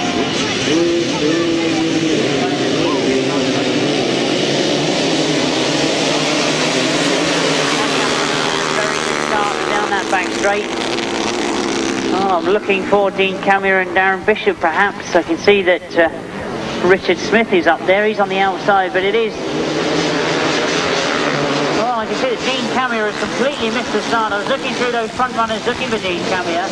Like Appleton and Richard finding out to the front. There's obviously a problem of some sort for Dean Camier. He's now moved through into what is 1, 2, 3, 4, 5, 6th place. It's the white leathers number 44, the rider I'm looking at. He scored well this afternoon. I'm surprised to see him this far back in the field, but he's certainly making up ground. As indeed that front pack closing up. White Appleton not having all his own way. Dean Camier's got back on terms with that pack, and he now looks to go through. Watch to see what happens when he goes round this top corner, because he's got a lot of ground to make up, but he's now starting to pick them off almost 2 at a time. Well, Richard Smith has got himself to the front. As they go into the last lap, he's asking an awful lot of Dean Camier, but he has really made up well. Got to the third place, fighting for it down that back straight. He now tries to get himself in front for third. It's going to be a win for Richard Smith though as they come to the checkered flag. Mike Appleton gets second, and Dean Camier, a brilliant ride from him to get himself up into third place.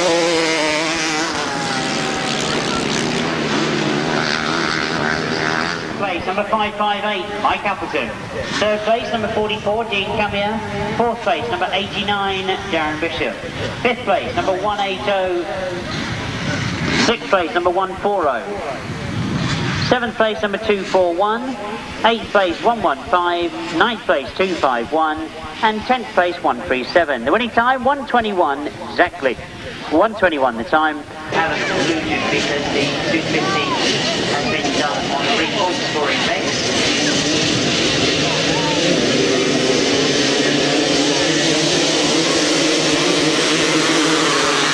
Watching those yellow leathers of John Dormer. It is John Dormer that gets to the front. He's certainly been showing us that he wants to win this competition this afternoon. Another man that certainly would like to win it is Dave Bleakin, number 40. So this should be a good scrap between these two. 621 Steve Syrett got himself in third place. Watching what happens in front of John Dormer starting to show a clean pair of heels to Dave Bleakin. Well, they should be almost equally matched, these two, but John Dormer showing that he's got perhaps a slightly better power. Or is he? As Dave Bleakin dives in hard going into that pit. That's what John Dormer well on that back straight, but notice on the entrance to the bends, Dave Bleakin looks a little bit quicker going in. So we'll obviously be looking for any gaps that John Dormer will leave. Steve Syrett still there in third place, these three holding fourth.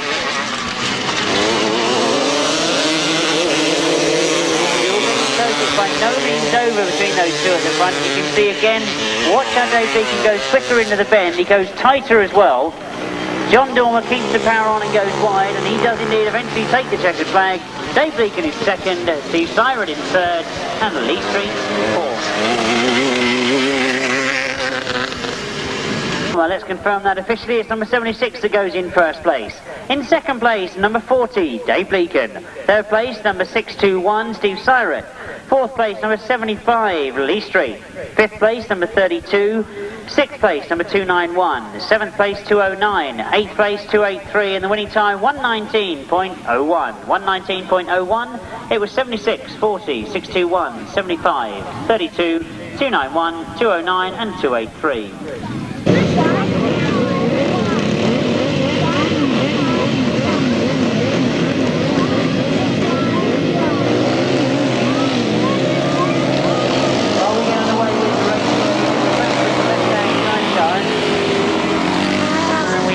John Fish has been scoring very, very well in this one. And if we look to riders as they come past me for the first time, it's Tommy Penfold that leads, and he's got an enormous gap on number 151 Graham Hilton and 251 John.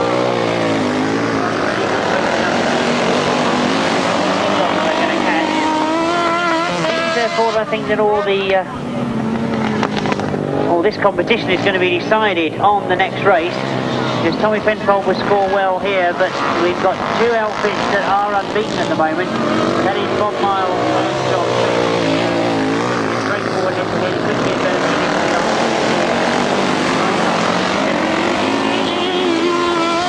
Tommy Penfold comes round off that top bend, a massive lead he's got on the rest of the field. I'm sure he would have been hoping that he could have put in performances like this going on.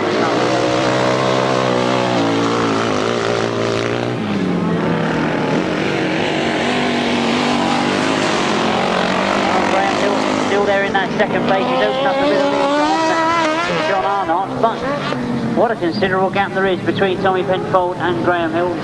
Tremendous ride from Tommy Penfold. He gets maximum points, John Arnott gets third, and finishing in fourth place, Billy Penfold and Carly Bell. That's Tommy Penfold and Kevin Bovis. In second place, number 151, that's Graham Hilton and Bertie Goodwin. In third place, number 251, John Arnott and Tony Doyle. And fourth place, number 23, fifth place, number 169. The winning time, 122.97, 122.97, 24, 151, 251, 23 and 169.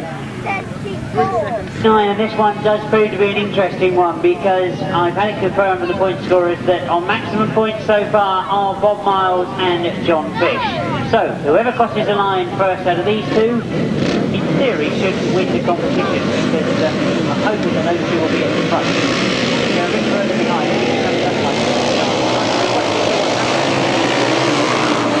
Penfold I can see right up there as well.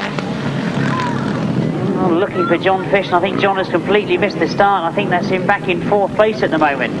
But it's Bob Miles who's got away. Bill Penfold goes after him. Well, indeed it was John Fish that had missed the start. He was back in fourth place, and indeed he's still there. So he's got a lot of work to do. Bill Penfold is not losing the back wheel of Bob Miles. He stayed right up close to him, but I'm watching that fourth place because I would have thought this would have been a straight scrap between John Fish and Bob Miles. Well, obviously these guys proving to me that you can't predict anything in this sort of racing.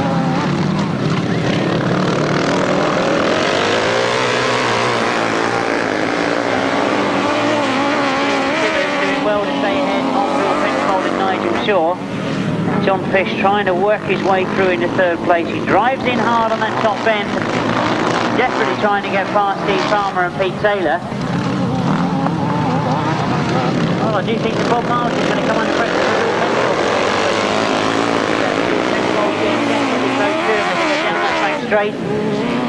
John Fish really has lost any chance of winning the competition. I think this does mean that with 3 wins this afternoon, the competition, well, I was going to say 3 wins, but just on the line Bill Penfold pinched it, and I'm now going to have to wait to see what happens with the point situation. Bill Penfold and passenger Nigel Shaw. In second place, number 108, that's Bob Miles and Liam Chivers. In third place, number 321, Steve Palmer and Peter Taylor. In fourth place, number 173, John Fish and Gary Moore. In fifth place, number 125. In sixth place, number 126. And the winning time, 123.20. Well, it does say there's an interval there because over the page you'll see that we go into the semi-finals. But if I could ask for officials to more or less stay in position. Riders, the clerk of the course has got a concern with this pit bend. It's obviously cutting out a lot on the inside.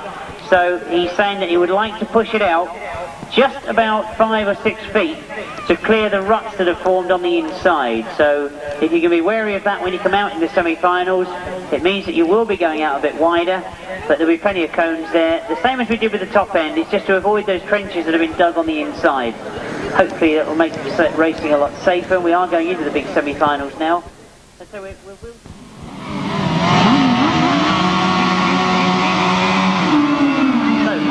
only, with 2 places to go for, so it's not a case of winning this run-off. You can get first or second place. John Halsey looks determined if he's going to get the first place as they go into that first bend.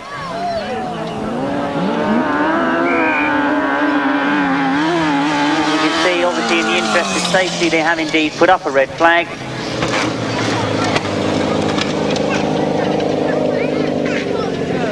Number 125, Henry Whitfield. 154, Adrian Mower. Number 87, Ben Howell. 47. Number 47, of course, Jason Hilliard. Number 77, Rob Vincent. Number 2, Anthony Boughourd. Number 9, Mitchell Godden. And number 161 is Tim Maynard. So we should be seeing them getting into line. It might look as if they take a little bit longer getting to the line in the semi-finals and finals. That's very simply that the top point scorer does get first choice of gate. It's done for all the fair reasons, makes it worthwhile being top points for us.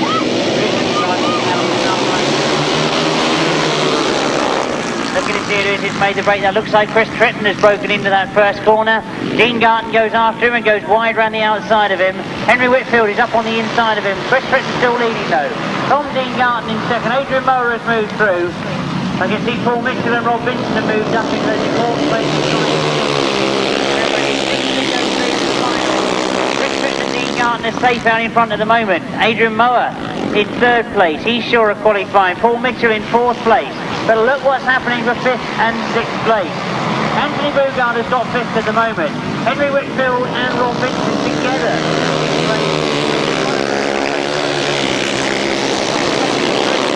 That's exactly what qualifying for a semi-final and final is all about. Because forget the front runners. Dean Garton has got to the front. He goes past us in the last lap. Chris Tritton is second. Adrian Mower is third. Paul Mitchell is fourth. Anthony Boughourd just fifth. But goes to the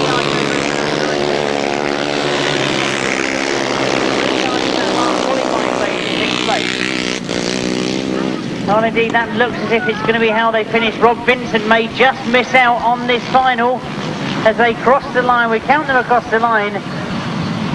Well, I do think that Anthony Boughourd has made the final, but Rob Vincent has just missed out.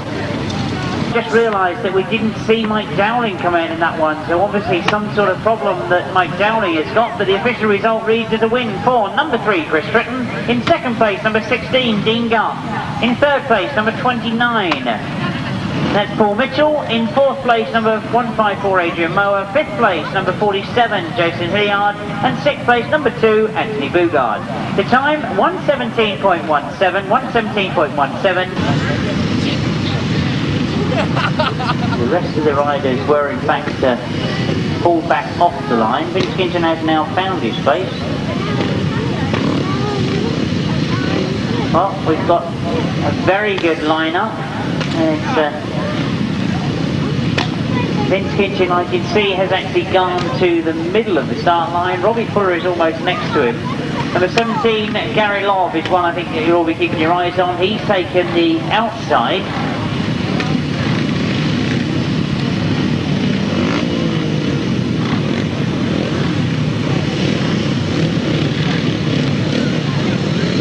Mike Turret is lined up with Gary Lobb.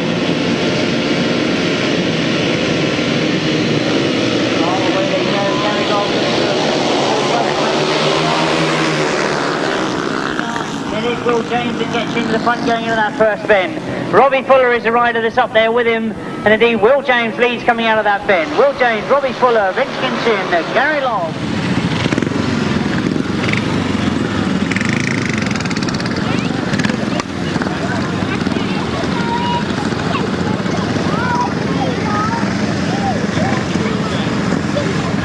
Same positions that they had for the initial start.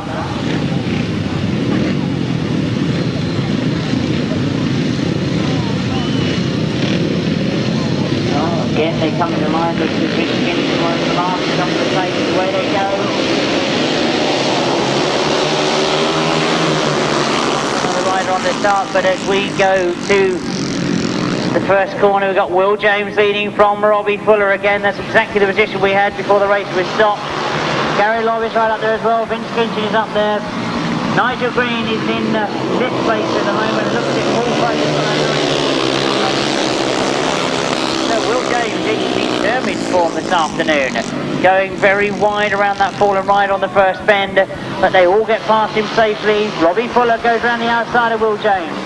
Gary Lobb is still up there in third. Vince Kinchin is in fourth place at the moment. We watch him go around that top bend. Robbie Fuller leads from Will James. And I can see that we lost Nigel Green on that far side. Oh, that was a great shame because he was in a qualifying position. But count them back now. It looks as if qualifying for the final because the riders are pulling out to go around the circuit. We're losing more and more riders as the race goes on, but Robbie Fuller will come to the line. He's sure of him to being in the final. Will James is in, Gary Lobb is in, Vince Kinchin is in, Paul Fudge takes the fifth qualifying place, And number 174, Robin Pilcher, gets the last qualifying position. Number 6, Robbie Fuller. In second place, number 46, Will James. Third place, number 17, Gary Lobb. Fourth place, number 8, Vince Kinchin. Fifth place, number 49, that's Paul Fudge. And sixth place, number 174, Robin Pilcher. The winning time, I said very, very quick indeed, 1:14.16. 1:14.16. It was 6, 46, 17, 8, 49 and 178. Interesting to see if that happens in the second semi-final as well. Starter's happy, away go the tape. As we get underway, I can see that Neville Penfold has made a good start from that inside. Ivor Matthews, equally so, has made a very good start. As they go into that first corner, it is Neville Penfold that's made the best of it. Ivor Matthews in second. Neville Penfold slowed coming out of that bend, and Ivor Matthews caught him up very, very quickly. Well, that's with the solos who are 6 through the final, with the sidecars is 3 through to the final. So first, second and third are the only important places that you've got to be in. Dave Steer and Ivor Matthews move through on the inside of Neville Penfold. It all gets very close in that top corner. Ivor Matthews has now got to the front. Dave Steer is there in second place. Neville Penfold is still in a qualifying place in third at the moment. Again, as it gets very, very close in this pit bed. Neville Penfold closing up on the back of Dave Steer. Ivor Matthews still with the lead. Paul Randall looking over his shoulder. He knows that third place is important. That's the one that gets you into the final. If you get into the final, you're in with a chance. And it's third place that is very, very important. Well, Dave Steer now pushing on Ivor Matthews. But I think if he throttled off on the back straight, he again realised that second place is enough to get him into that final. Ivor Matthews will perhaps get the first choice of gates going into the final if he wins the semi-final. Oh, Neville Penfold powering on again to make sure that he is definitely in that third place. Oh, all sorts of problems for Tim Bennett at the back of the field, but if you look to the front, going round the last bend in this semi-final, the first of the semi-final, it is Ivor Matthews and Peter Jones that take the checkered flag.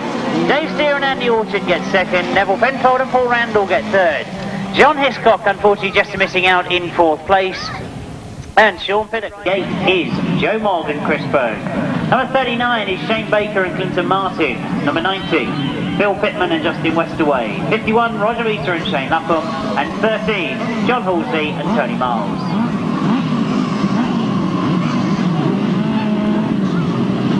And in fact, I'm looking down at that start line, I can see that Shane Baker has actually taken his crash helmet off, so obviously there's problems for Shane Baker. The rest now have come to the line and the starter happy with them, so 5 only going for those 3 places. Is back in line for this semi-final. Away go the tape. Looks as if he's got a clean start. We look to see that he made the best of the start. And John Halsey has made a cracking start. Roger Measer follows him. As they go into that first bend, they can see that Phil Pittman has gone in third place. They all come together coming out of that bend. Roger Measer looks as if he's been caught by Joe Mogg. Well, eventually they come apart, but quite what was holding those two together, I really don't know. John Halsey is away, Gary Jackson is up there with them.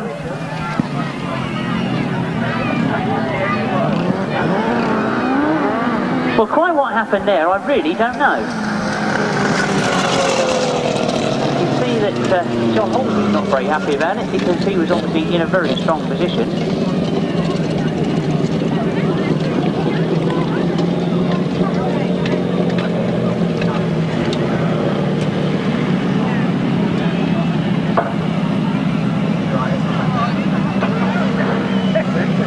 Well, I can't see what sort of damage was done to Joe Mogg's outfit. All I could see when they come out of the bend that Joe Mogg was actually connected to the back end of Roger Measer.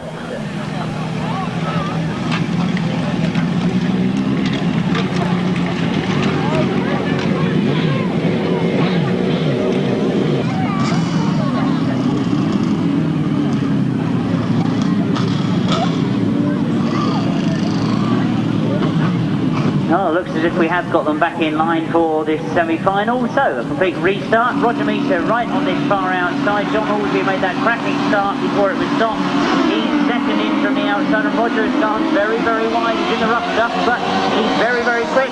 John Halsey again has made a great start. Gary Jackson has gone around the outside. We know that Gary Jackson is quick. Look for him going around the outside. There he goes. Well, Roger has managed to hold him off as they go down that back straight. John Halsey right up there with him. into this pit then. Watch for Gary Jackson going wide. Roger Meter knows he's going wide, and Roger Meter goes incredibly wide. Well, I thought he was coming in to join me then, but he really did go wide.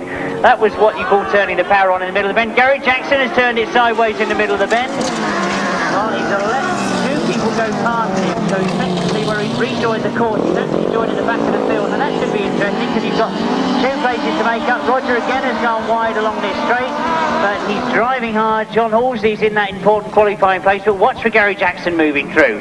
Joe Morgan's in that important third place at the moment. There goes Gary Jackson again round the outside. He's along that back straight. He's in front of Joe Morgan now as he goes into this pit bend. Well, Roger is now back on the racing line, which is good to see.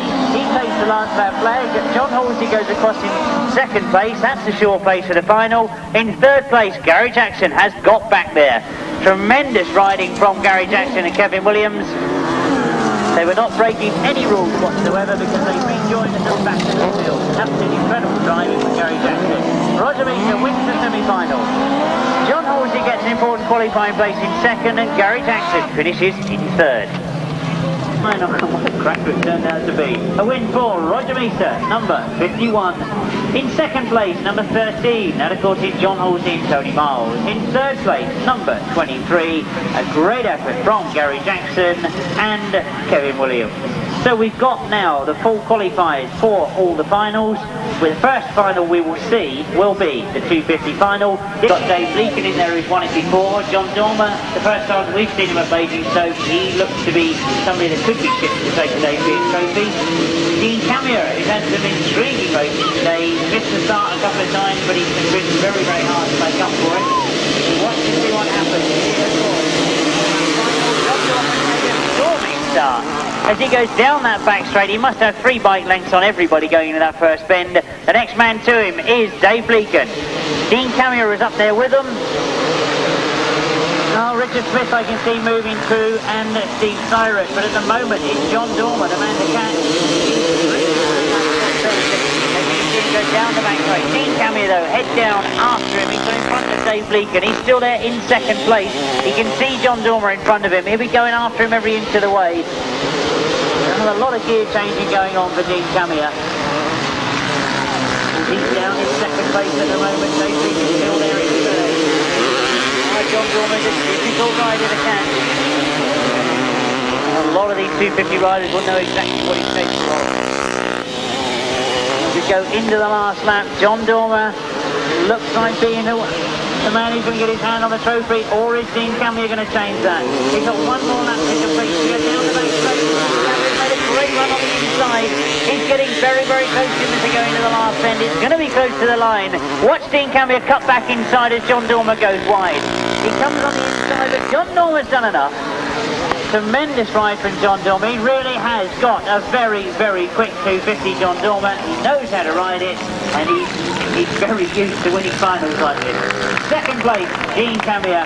Third place to Dave Bleakin. Well, Dave Bleakin's had his name on this trophy before. I'm sure he won't begrudge the fact that John Dormer's now got his name on this trophy. As I say, if you want to show your appreciation of these riders, they will be collecting the trophies at the end of the day. He comes past us. He knows he's got his hands on 100 quid and a trophy, and we're very pleased that John Dormer is the one that's taking that trophy away.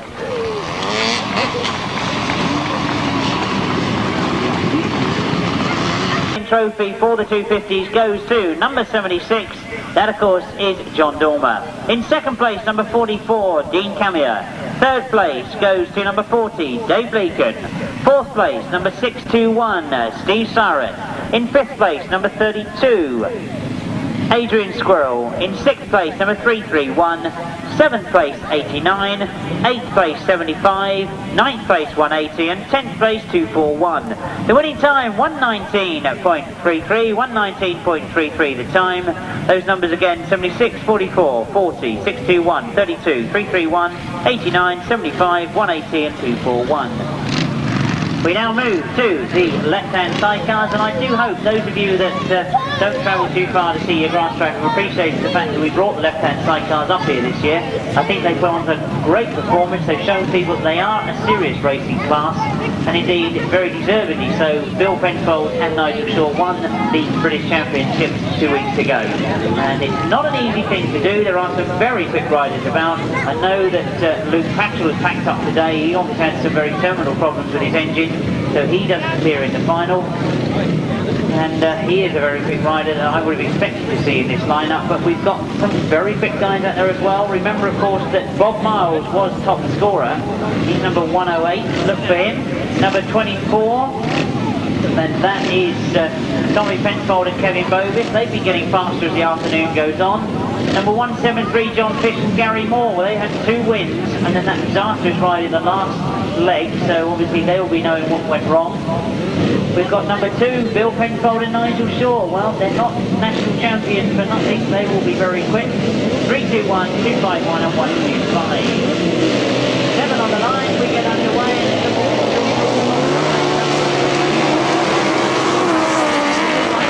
It is Bill Penfold on the outside, in second place in fact as he goes into the bend. I thought he was going to go in first. He now dives underneath and looks to first because 3, 2, 1, Steve Farmer is the man that was leading. There's a problem for Bob Miles. He's right at the back of the field. He puts his hand in the air.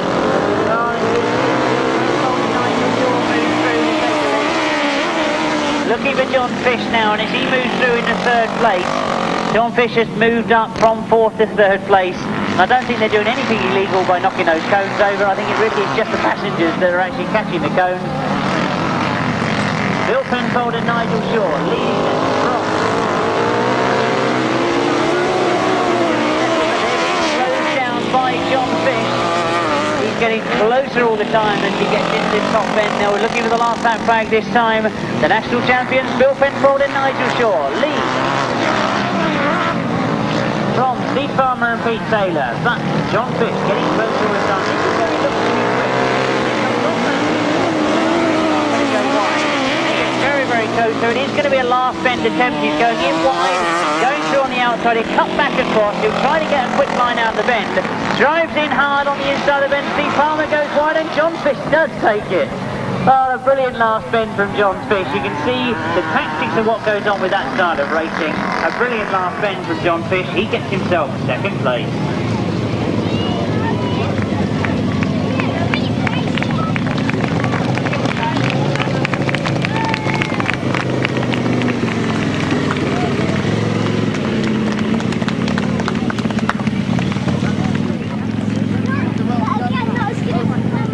As Bill's already removed his helmet.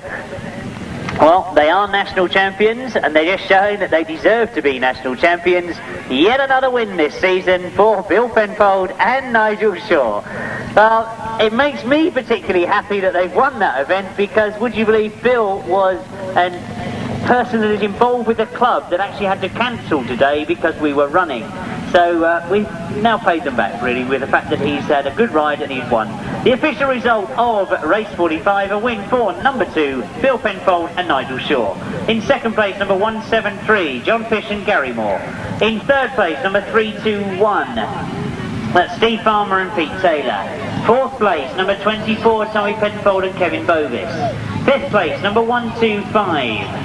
6th place, number 251, and the winning time, 125.19. 16, 29, 154, 47, 2, 6, 46, 17, 8, 49, and 174.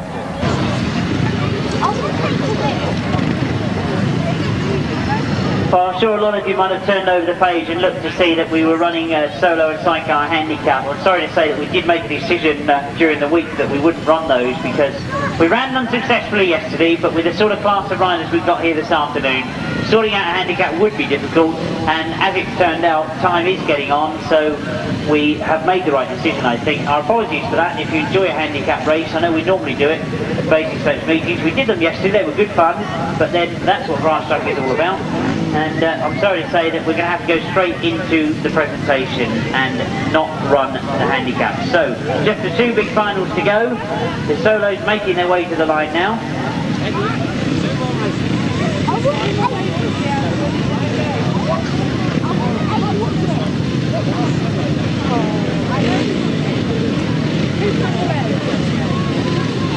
And riders from the southeastern centre, just to remind you that Brian Holland has regs for his Brighton meeting. If you'd like to see him before you go tonight, Brighton Club are running a meeting later in the year. If you'd like regs from him, then please contact him before you go. Well, this is the final of the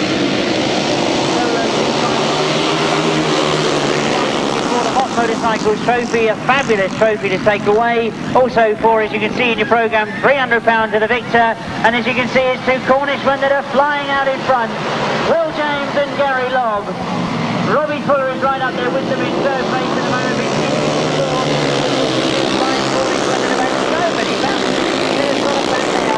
Gary Lobb breaks through on the inside and Gary Lobb puts it down. Will James puts it down. It means that Robbie Fuller comes through now and takes over the lead. Vince Kinchin is up in second, Paul Mitchell is up in third, Paul Fudge is there in fourth place at the moment, Robbie Fuller is on right. Robbie Fuller is the one. No, it's not because they put a red flag up.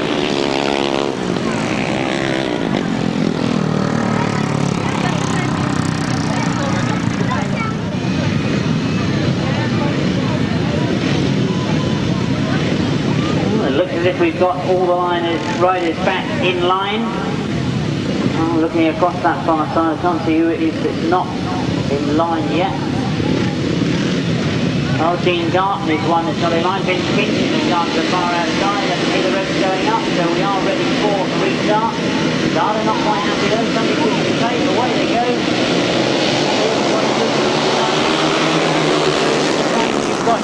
Will James going with him as well, so we've got a replay of what happened before the race was stopped. Gary Lobb going wide though, he looks to have a much better line this time. Vince Kinchin has gone very wide to try and get round Dean Garton, so we've got Cornwall 1, 2 and 3 at the moment. Gary Lobb, Will James and Dean Garton. Gary Lobb really does look to be in trouble again on that corner. Again, he's got it all sideways, he manages to hang on to it, but it does mean that Will James has got in front. Gary Lobb is back under control. Vince Kinchin is still there in third place. Dean Garton leading that group of riders to fourth. Robbie Fuller is back going through in that fourth race, but now Gary Lobb closing up on Will James. Will James leading from Gary Lobb at the moment though, and there's one more lap to go, and Gary Lobb is very, very close to him. Vince Kinchin still there in third place. Robbie Fuller in fourth. Paul Mitchell, Dean Garton. Group of riders back there in fourth and fifth. But what's happening with Gary Lobb at the end? He almost gets it wrong going in that first corner. He goes to the outside line. It's going to be close to the line. It looks as if Gary Lobb has done it. Well, some brilliant riding from Gary Lobb. Well, I don't have to tell the people that have travelled up from Cornwall how many times those two guys have raced against each other, but I don't think I've seen one closer than that. Will James must have thought that he had it in the bag. Gary Lobb went round the outside on the final bend. He indeed takes the big money. Vince Kinchin finished in third spot, but Will James, those three indeed are coming round to receive your applause. Kinchin, fourth place, number 29, Paul Mitchell. Fifth place, number 3, Chris Tritton. Sixth place, number 49. Seventh place, number 16. Eighth place, number 2. Ninth place, 174. 10th place, 154. And 11th place, 47. The winning time, 1:14.79. 1:14.79 the time. 17, 46, 8, 29, 3. 49, 16, 2. 174, 154 and 47.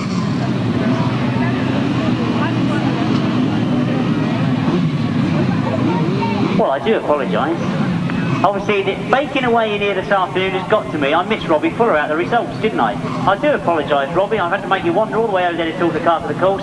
Totally my cock up. There you go. At least you know I'm honest. It was totally my cock-up. I didn't read it out or write it down correctly. He finished 4th, in fact, so he needs to amend your results, but number 6 goes in 4th place. We've got the sidecar final underway, though, as indeed they come past me for the first time. Roger Meeser gets to the front. John Halsey has made a cracking start once again. Ivor Matthews is right up there with him, and Gary Jackson has instinctively gone for that outside line. Watch Gary Jackson go down the back straight. He's already catching up with Roger Meeser. But Roger Meeser and Shane Lapham in control at the front of the field. They won the Jackson Cup last year. They're looking to hold on to it. But Gary Jackson has obviously got different ideas. He gets very, very close to Roger Meeser as they go into that bend. Roger dives back underneath him as they go out of that bend. But as I said many times today, watch Gary Jackson go down that back straight. He is exceptionally quick down that back straight. He really looks determined to win this final this afternoon. Roger Meeser at the moment can do nothing about it. Gary Jackson has gone away from him. Roger Meeser still there in second. Those two away from the rest of the field. It's John Halsey that's leading Ivor Matthews and Dave Steer. Neville Penfold, in fact, at the back of the field. We can't believe that we're seeing that. There must be problems for Neville Penfold. But as we look to the front, Gary Jackson and Kevin Williams, who indeed have put up the fastest time earlier on today, showing that that was no fluke. They have taken this final by the neck and indeed strangled it. As they go down that back straight, they look totally in command. Roger Meeser and Shane Lapham can do nothing about it at the moment. John Halsey still there in third, but the winners of the Jackson Trophy for 1993 are Gary Jackson and Kevin Williams, Roger Meeser and Shane Lapham finishing second, John Halsey and Tony Miles finishing third, and fourth, Ivor Matthews and Peter Jones. Well, in the end, a tremendous sidecar final. Gary Jackson totally taking control, and who could catch him?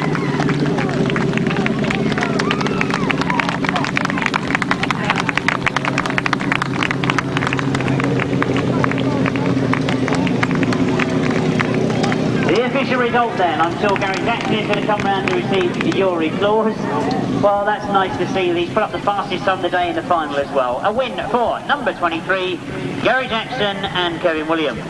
In second place, number 51, Roger Meeser and Shane Lapham. In third place, number 13, John Halsey and Tony Miles. In fourth place, number 15, Ivor Matthews and passenger Tony Miles. Peter Jones, my apologies. And fifth place, number 17, Dave Steer and Andy Orchard. Sixth place, number 2, Neville Penfold and Paul Randolph. The winning time, 1:23 and 34, 1:23.34, 23, 51, 13, 15, 17 and 2. We have just the presentation to go. 4 riders we want, or indeed 4 crews. We're looking for number 76, John Dormer. We're looking for number 2, Bill Penfold and Nigel Shaw. We need number 17, Gary Lobb, and we need number 23, Gary Jackson and Kevin Williams.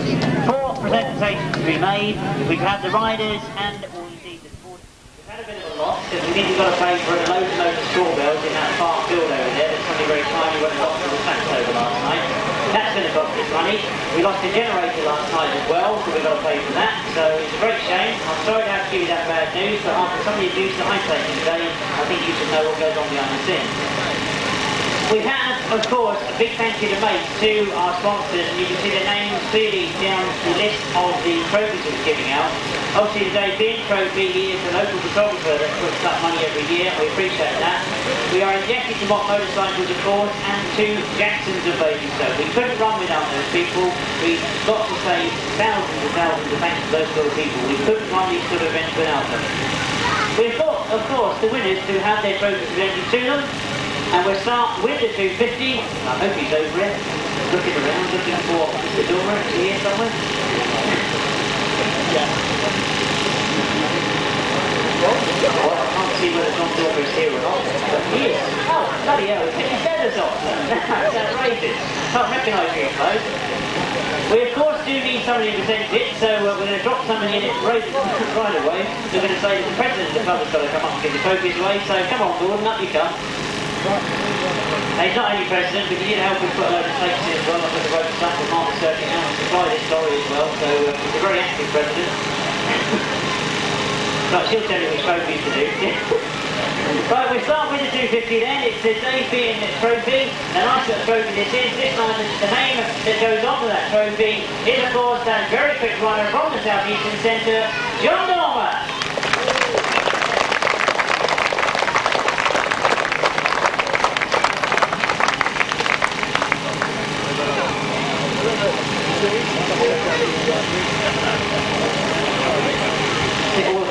basket taken of John Dormy. You can now see him without his machine and without his leathers.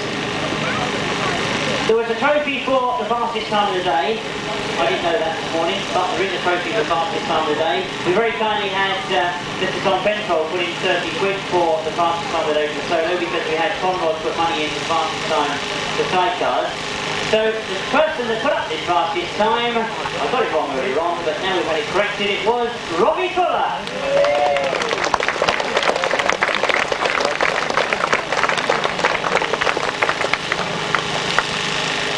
I've now got to openly apologise to him that I missed him out of the results in the final as well.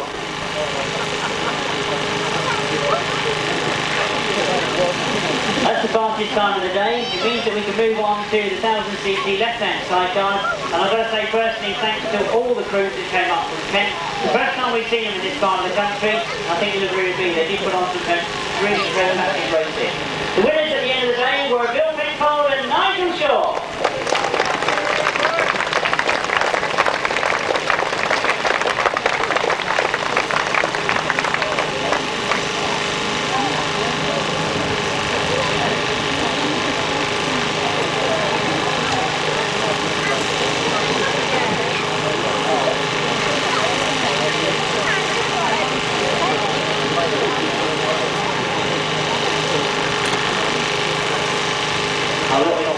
Coming up here as well.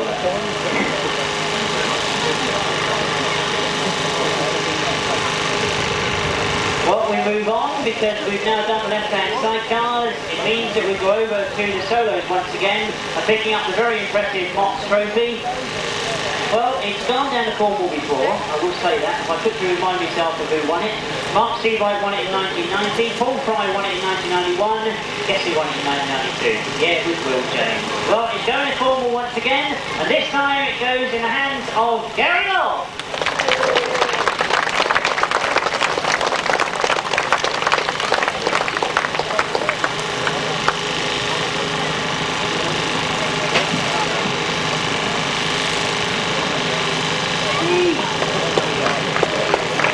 I think you'll agree that we can't let Gary disappear without saying a few words, because Gary, you did look, I think the word I've got to use is a bit precarious in that final, but that first one, what actually went wrong?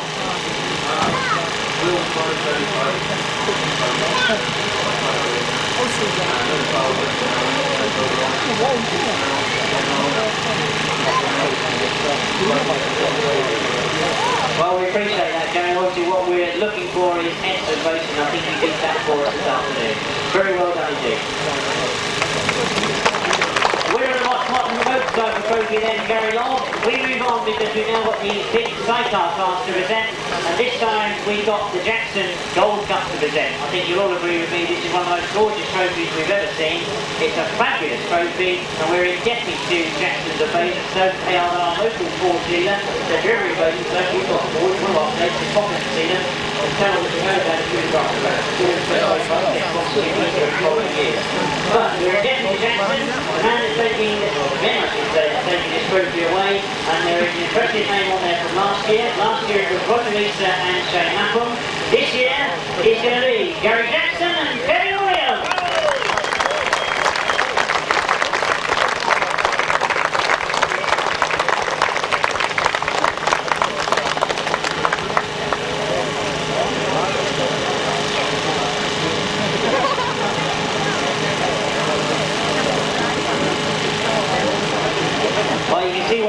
Trophy that is, but one thing we did realise a few years ago is that we should also, as I'm an ex-passenger, I thought, well, we ought to have a trophy for the passenger. So unfortunately, I didn't need them to engrave it with my name on it, but you picked up the Kinchin trophy, which is a bit sad.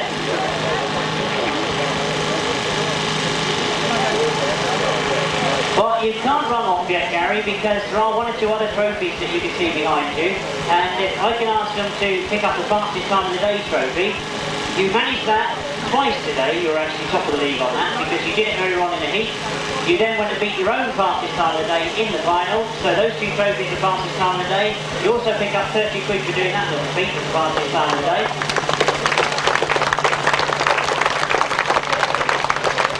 And you still can't rush off because we have a special trophy here at Basingstoke. It was one that was presented to us from one of our old sponsors who said, well, we didn't have a class for it, so we said, well, it's such an impressive trophy.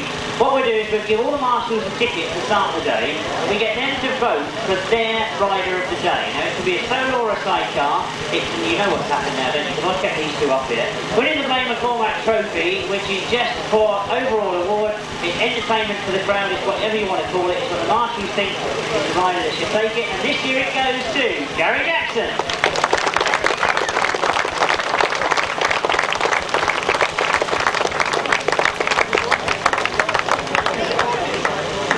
A very impressive lineup. He's going to go home with an array of trophies. I hope you have indeed enjoyed the racing here this afternoon. It's not been without our little troubles, but I hope overall over the weekend you've enjoyed it. I think the riders have done themselves credit. It wasn't the best of fields when we started, but the track turned out to be rideable, and they gave us some great racing. Have a very safe journey home. We hope to see you all on the 26th of September. I know there are a lot of other meetings around.